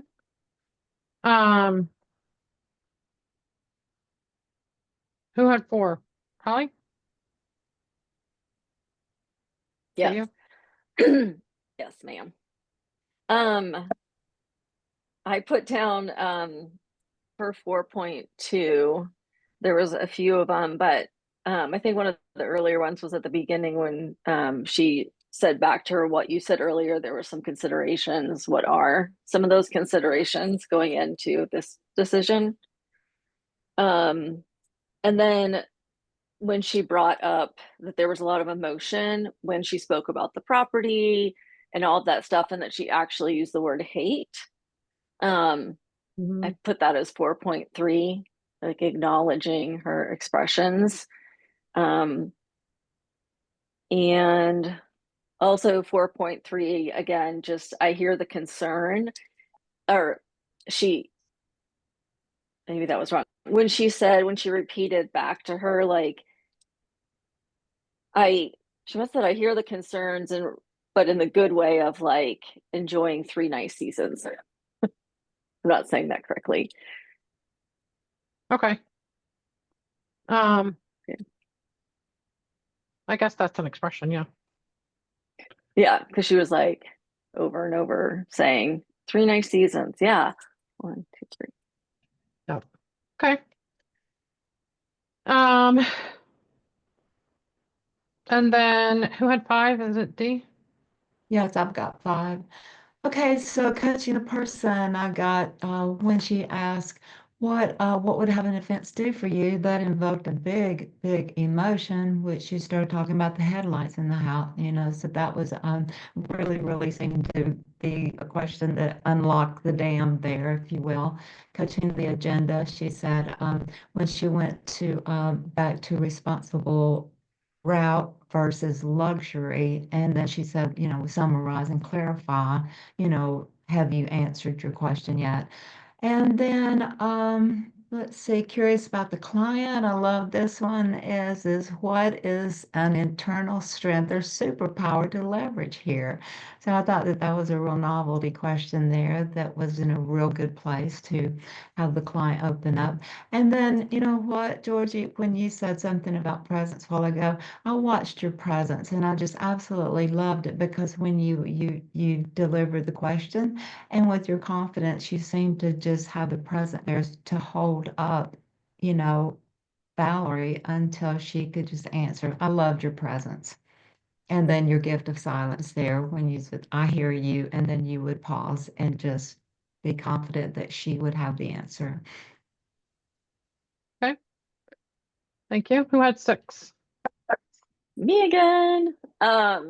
Listening. So again, when she said, what are some of the considerations? But also when she went to, she readdressed that Valerie had said there's other projects that you feel are important, but you can't do them all at the same time. When she repeated back, I know you don't want to be frivolous. Yeah, that's good for 6.2. And then 6.3, again, emotions. So I heard a lot of emotion around the property. And then she used the word hate. And then this was like a rock star question. What part of the relief you can offer to the responsible part of you? I wrote that down totally wrong. Totally wrong. But you all know what question I'm talking about. So that was then 6.5. Is that a 6.5er? I put it for 3, but okay, so that's I more think that was 5. more 5. Yep. Okay. And then 6.6, she did, like Dee said, a really great job of allowing her to speak and giving her time to process. It didn't interrupt her or push her to the next thing. Yep. Yeah. Okay. Good. Thanks. I did 7. And go ahead, Marcy. Yeah, so I'm 7, but I'm gonna be honest, I just saw that I was 7, so I was randomly taking notes. So, but yeah, my Wi-Fi dropped and it kicked me out, so I'm not having good Wi-Fi tonight. Good luck with our coaching, Holly. If you say something I don't like, I'm just gonna play the Wi-Fi code. No, I'm just kidding. So I probably have more responses maybe than like her actual questions. So on 7.1 about questions about the current, I think she asked some really good questions that got her to talk about the value of the fence versus the money it would cost. Just listening to her reflect on that. She really, challenged her, like I believe this on the who that could, help. She, listed people like the real estate agent, she listed accountants. So I think she came up with some other people as well as her neighbor. Like in the very end, she talked about her neighbor funding part of the fence. I was like, I need that neighbor. And then the coach asked questions to help the client explore beyond their current thinking. She asked what the fence would mean. Somewhere in there, I think she asked something about what the fence would mean and what would that mean to her, which is where I think she got to time with her daughter. And I think on the expanding the outcome, I think she got into the money value versus the value of the time with her daughter. And then I did think some of these, right, did she ask open-ended questions, concise language? I mean, I think the stacking of questions, you might say, Cheryl, she needed to be a little more concise from that standpoint or ICF standpoint. And then I do think she let the client talk more. Yeah. Okay, good. And then I had 8. So we had, so there was exploring progress at the end. Although it wasn't done at any other time in the conversation. That's something that you guys want to do maybe halfway through, is just check in. You know, how are you feeling about, where we are towards the outcome that you're looking for? New learning, I did not observe that about self, or focus, or applying the new learning.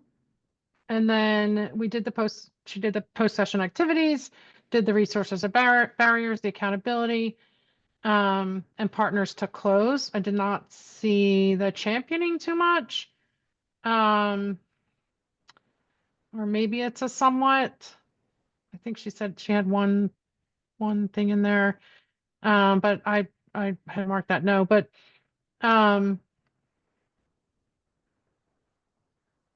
yeah, so let me just talk about that a little bit more. So when you are doing the client growth piece, facilitating client growth, we want to make sure that we are exploring that progress. So again, about halfway through or whatever makes sense. I mean, if it might come a little bit later, but asking them, how this question, however you ask it, it does help to judge how close you feel the client feels towards their end result, but it also reconfirms that you're on the right path, that the progress that you're making is leading towards that specific outcome. It will give you an opportunity to change direction if that has to happen. Because if you're halfway through and the client says, "I don't feel like we're making any progress," then you know that there's something that has to be done there, right? So it's for the client, but it's for you as well.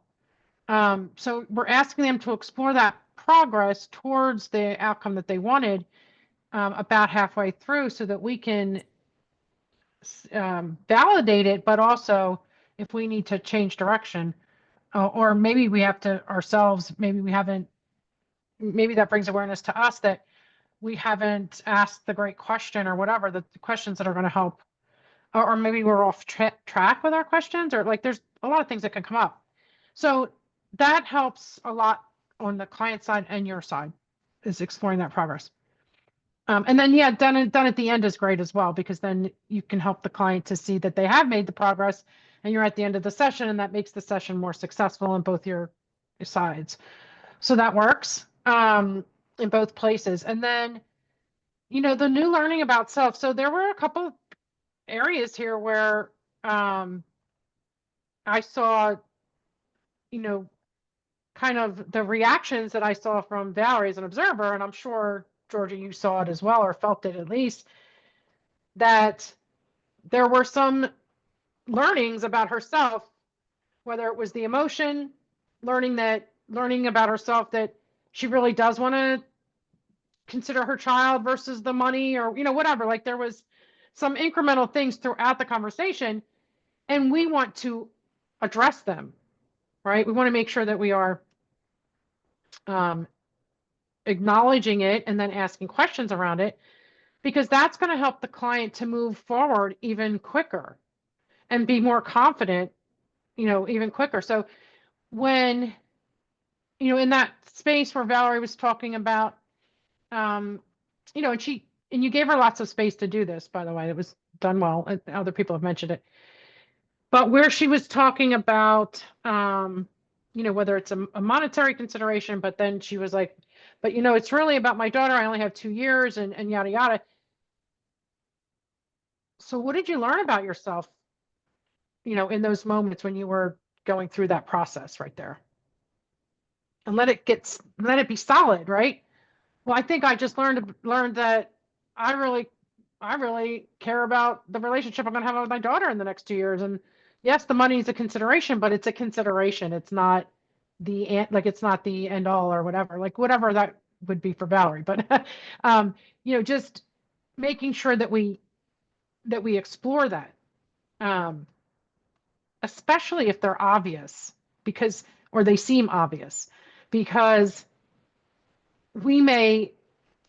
so this is kind of where assuming comes in. we may assume like, oh, this is really going great. She's having these great awarenesses, but we're not asking about it. We're not getting the client to, and it could be us just misinterpreting it.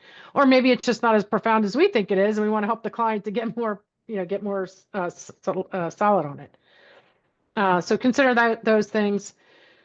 And then after you kind of say, what did you learn about yourself right there? Well, how can we take that learning and apply it to the situation or apply it to the outcome or whatever? Like, what's the application of that new learning, either for themselves, the learning, new learning of themselves or the new learning of the actual focus of the conversation. So those are important things to address. They make for really solid coaching calls and outcomes for the client and for, and for us as the coach. I think some of the other things, so again, Georgia, you did a great job on a lot of areas, right? You did hit each competency.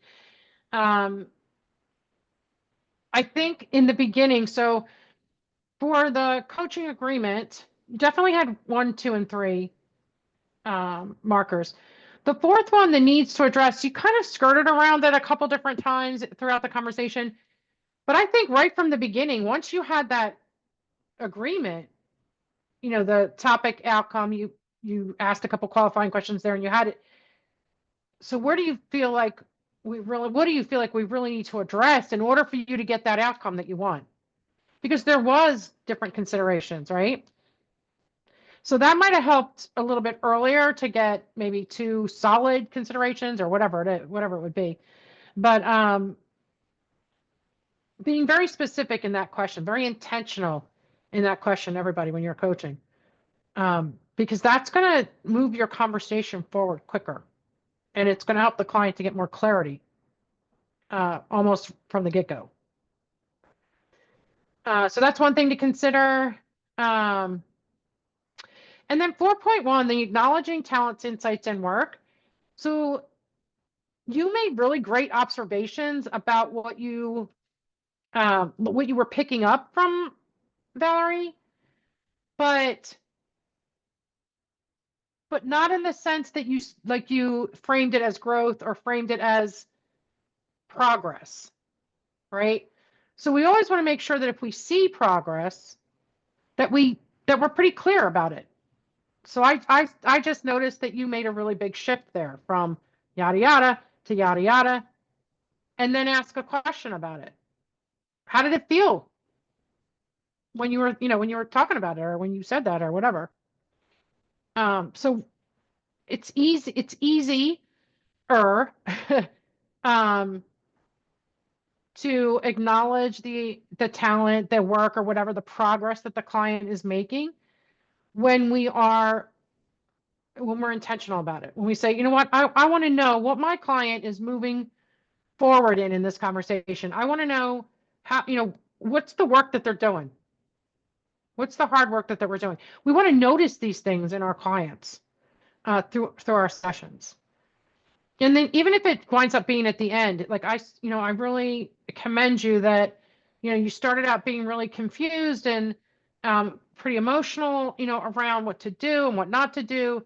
And I really saw that you kind of progressed through, and now you're at a calm point. And I feel like you really, did the hard work in that session, whatever it is, like your words, of course, but really acknowledging that talent, insight, and work that they're doing. I think 5 was pretty much, so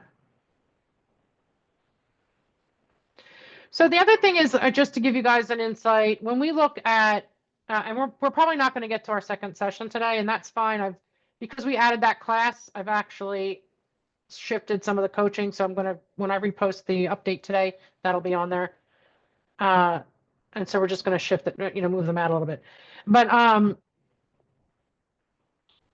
for 5.3, invites client's choice, what's really good in this marker is you can say, so I noticed that you were confused around that. So you're doing both things. You're acknowledging the progress, and then you're also inviting choice. I saw that you were really confused about this, and this is how I see that you have some clarity around it. What do you feel is the next thing that we have to address? Or where do we go from here? You want to continually, the biggest thing about the PCC is that we're putting it back to the client. You want to continually put it back to the client. Let the client lead in all ways possible. So yeah, I noticed this and you made this progress.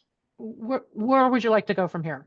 What's the next thing that would be most beneficial to you? Something that's going to move them forward. Go ahead, Georgie.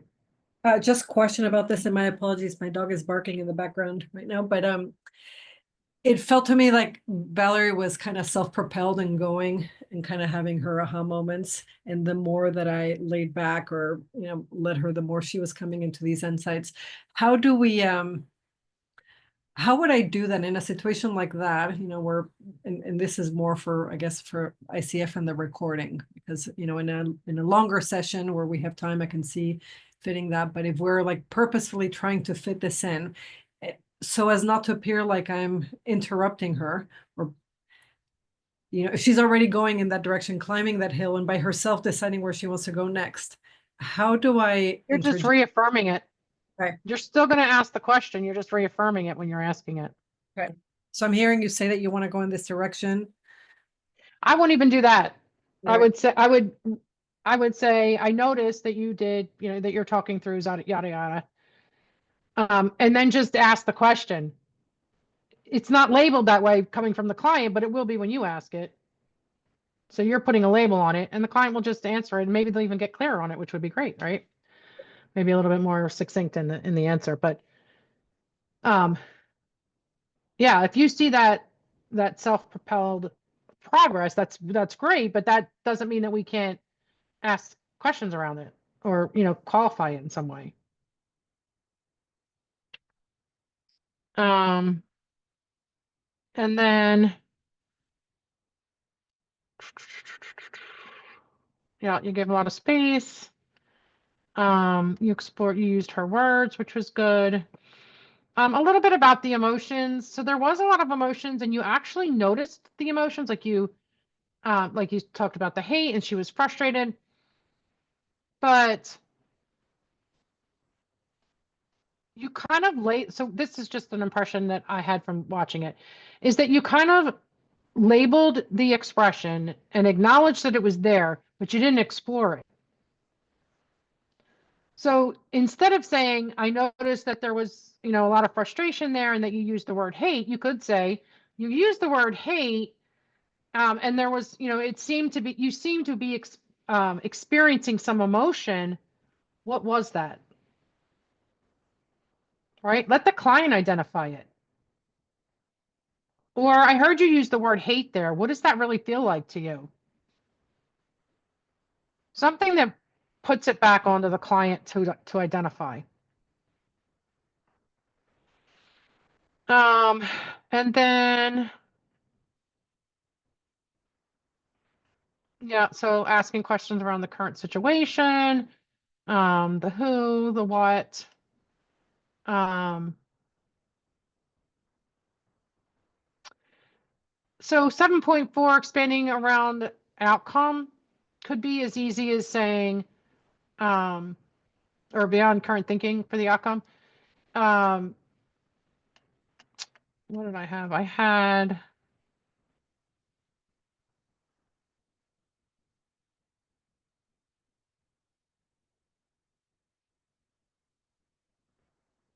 where is it? Oh, so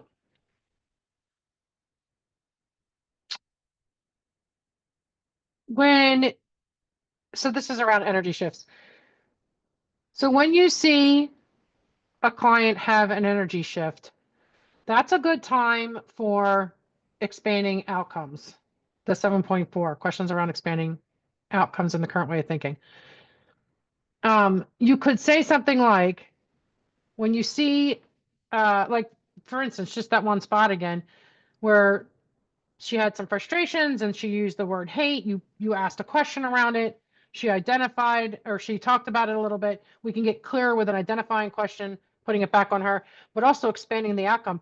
And then how does that impact your decision making? Or how does that impact, the decision that you want to reach today, right? So then we're looking at impact is kind of the same as expanding on the topic or the outcome. So that's a way to, pull it up high level a little bit to get the client to look beyond that specific feeling that they're having right there and how it can expand on their topic or their outcome that they want. Does that make sense? And then you asked mostly open-ended questions. There was I saw you get kind of tongue-tied around, I think 2 different times. You were trying to ask the question without saying it close-ended. Like one of them was, is there a way you can find that out? Instead, just ask, how can you find that out? I think you were trying to ask that. And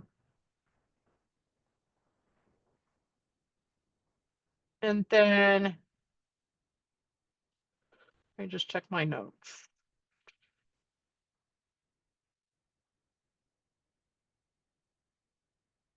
Yeah, so why is that important to you? Which was done. Yes, so there was a space where you said, well, how would having that inform your, the yada yada.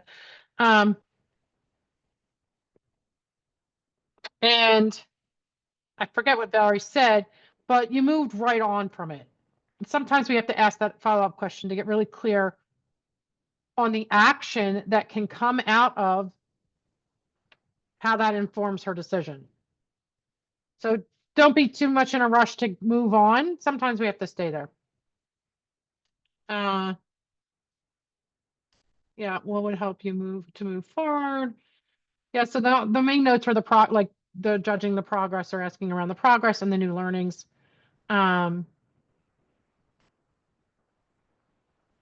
and then you asked how much progress at the end. Oh, and then the what or who can help keep you moving forward. I mean, that's a way you can ask it. Another way you could say is just like, what support would you need in order to make sure that you do that or move forward or complete your tasks, whatever it is. So you're not kind of doing the what or the who part. But either way works. Okay. So with that feedback, Georgie, what are your thoughts there? That's great. I appreciate a lot of the stuff you said, and I'm gonna work through it. I think what came up with the first part, around the what I described as a linguistic shift in building my questions and describing and working my way to asking the question is writing. I actually take a lot of notes, and I think that if I am taking notes, I can use that as my internal process and then just stay, save the auditory, the verbal space to actually ask the question. Okay, just a word about notes. Be careful of how many notes you take in a session because it can distract you, right? It can take away from your presence. I usually say just do bullet points and not full notes. The other thing you could potentially do nowadays is use an AI note taker. So with that, would we have to ask a person for permission because it showed up like at the beginning, it showed up like AI companion. So for a person who doesn't know, we would have to clarify that, right? You would just let them know. I mean, you're going to get rid of it after the session, so it's not like you need permission really. Normally you're going to get rid of it anyway. But you could just say, I use AI to take my notes so that I can stay fully focused on you.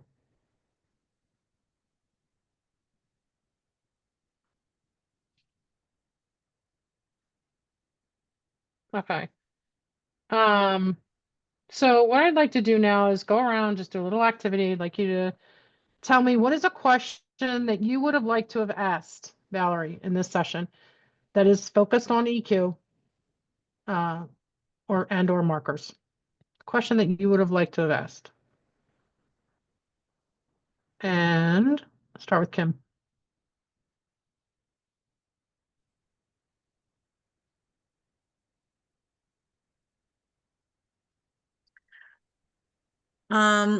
Yeah, so there was something that came up for me when I was hearing her talk about our daughter.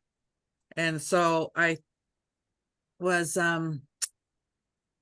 thinking maybe a question around, how would that fence bring you guys closer? Or maybe not wouldn't be the question, but like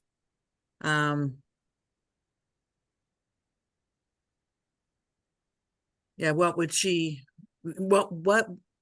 her expectations be? Like what would that fence give her relationship with her daughter, or how would that fence give value to her and her daughter? Or Yeah, so maybe something like,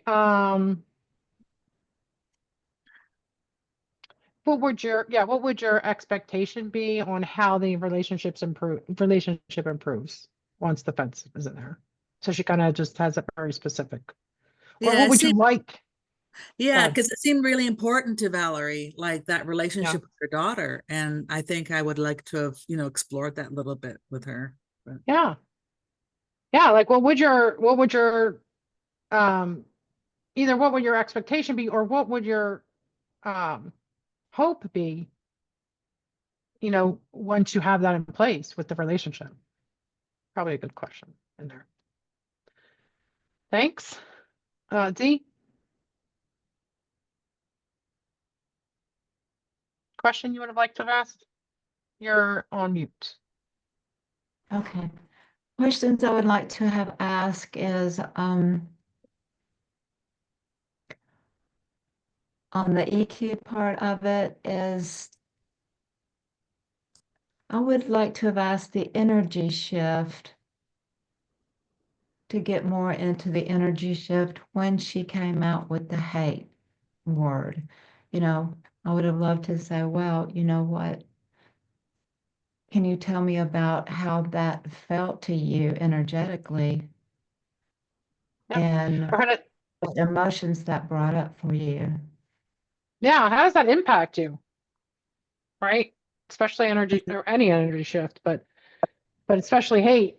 Well, how's that impacting you?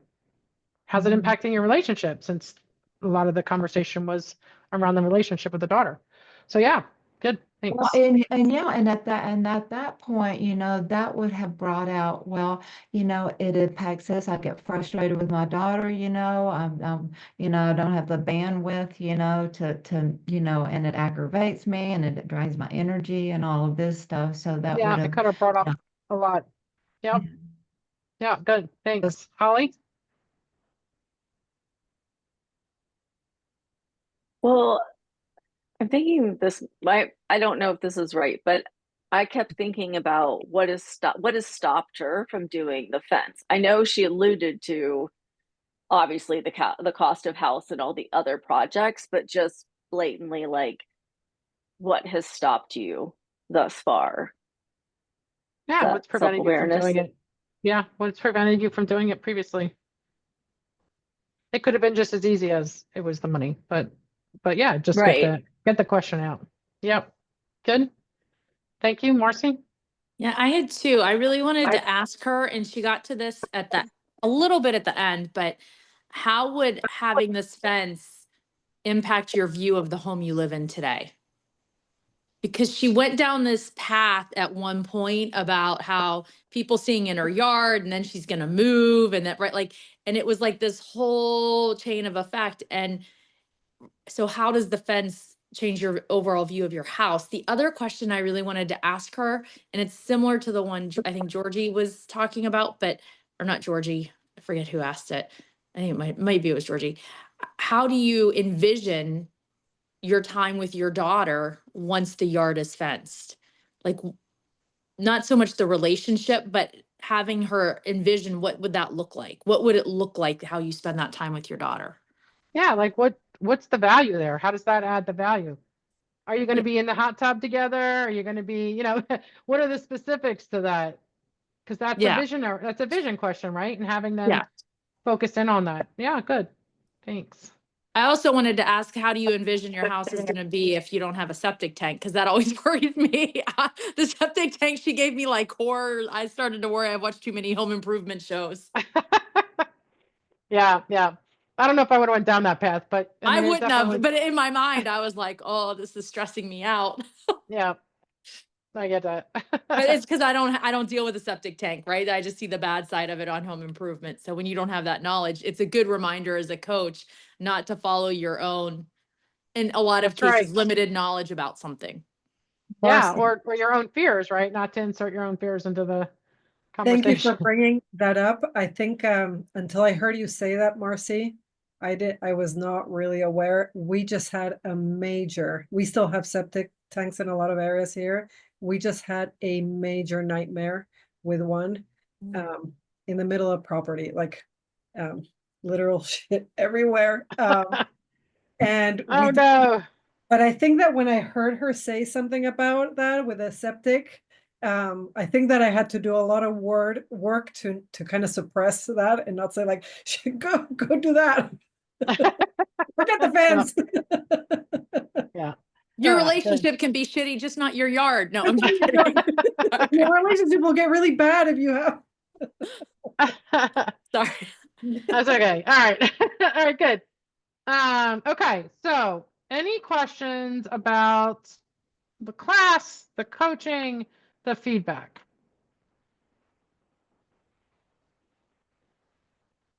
Okay. I want to remind everybody that we don't have class the 8th or the 22nd. Just because I know one wasn't aware of it. So remember that we don't have those two classes. I am gonna repost the schedule tonight, maybe tomorrow. I'm a little tired tonight, so maybe not tonight. But I'll repost the new schedules, and you'll see that I spread the coaching out a little bit more since we've added the class. And anything else? Any other questions or anything that anybody has? I do have one. And you probably have answered this, but I just couldn't remember.